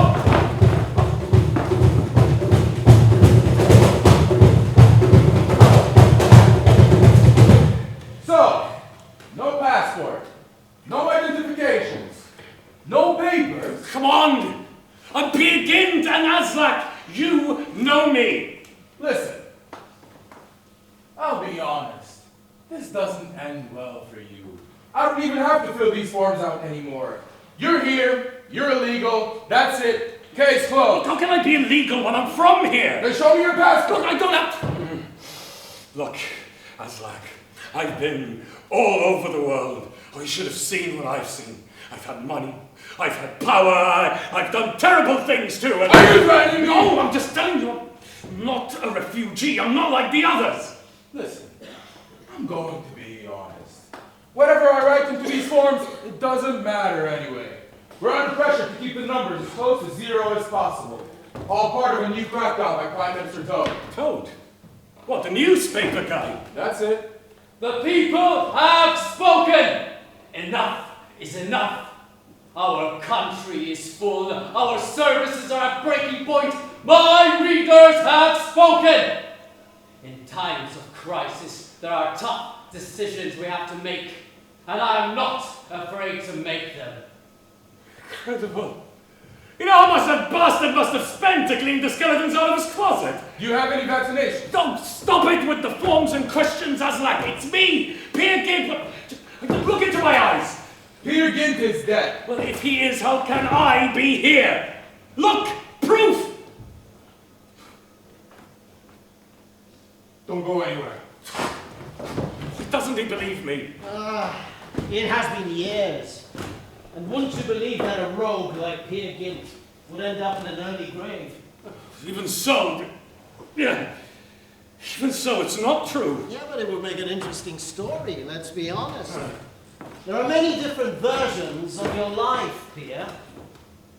Would you like to see the alternate? The Pierre who behaved, the Pierre who never left. Oh. Never speak now, pursue the love, husband, father, uncle, brother, and friend. Good Christian, a pragmatic soul, a man devoted to his duties, his responsibilities. Led a decent life, he was kind to his children, considerate of his wife. He neither lent nor borrowed. He will be remembered fondly for a time, and then not at all. It's terrifying. Is it? Oh, wait, what's going on? What, are you a ghost? In a sense, Wait, the boy? Are you the boy? no. The boy was nothing but what you wanted to hear echoed back to you. The message was followed. You followed it like a dog follows its own tail. So what are you then? What? What, are you some sort of guardian angel? What, does that mean I'm dead? No, not yet. I'm not your guardian angel. I'm not responsible for anything. But I can tell you a little bit more about this timeline. You will now be bounced around bureaucracies for several years. Your diet will be poor. Your hair will thin. You will get ill, and after 9 years you will die. Oh, You think that would have been a bad end? well, yes. It's not the exceptional end. I was old. Oh! Pierre, you lived a life, but you are old. Nothing. But you can't say I didn't leave an impression. So let's find out. Pierre, how are you? Matt, God, is that really you? Oh, you're looking well enough. Wait, are you not angry at me? Oh, that was years ago, Pierre. Who has the energy to remember all of that? Memories are all I have. What about family? Did you ever settle down? No. Didn't have a chance. Here, Gynt! Now there's a blast from the past. Father, why you still want to tear my head off? When people die, their resentments drain away as if they never really mattered in the first place. Don't tell me you're all dead, are you? Oh, attacking nicely. Very peaceful, actually. The only thing was I closed the store on a Friday and I died on the Saturday. Didn't even give myself a weekend. Well, I guess it's all weekends now. And Ingrid? In childbirth, And Karen? licked and broke my neck. What's that? Oh, wait, can I speak to my mother? Where's my mother? Where is she? The mother faded away, the soul vanishing with no earthly reason left to linger. I want this to stop. It will soon, I'm almost done. Almost done from what? You could have been a bright, shining button on the coat of the world, brightly lit for all to see. But you became bent and broken. Now, like all the other bent and broken buttons, you want to be picked off, melted down, and recycled. I'm here to collect your soul, again. Recycled? What? Hasn't forgotten? Fresh start to a new life. She had my name. It was a life full with wild adventure. Show me yourself, and your soul is flawed and shapeless. Listen, please, I know I was stupid. I know I was heartless. It wasn't all my fault. Not everything was my fault. That's not the point. Well, fine then. Let's be serious for a second then, shall we? You heard my story. The one thing you can't deny is that my crimes were remarkable. They were worth remembering. A soul worth cherishing, even if loathed. Us trolls. Us Baron, Cotton or Toad. They will tell you how remarkable I was. I don't remember the kid. Did he owe me money or something? I don't recognize that man at all. No, can't recall. Dear Gynt, should I know that name? You are not one of the world's greatest sinners, Pierre. You only ever did as you were told. Oh, You were provoked by Aslak. You did exactly as the guru told you to. You worked as a fixer for Balon and the others, and you didn't say no to the doctor. You just flew along with the breeze. Your greatest sin was that being wasteful. Very hard to accept that. You're from the boat. Yes, I choose those destined for him. It's almost time.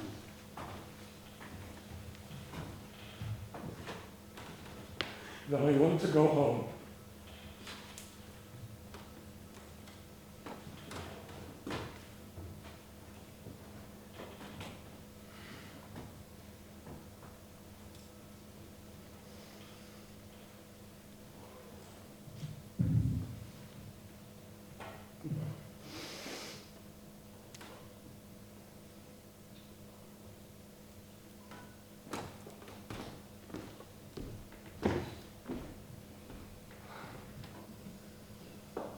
Solveig.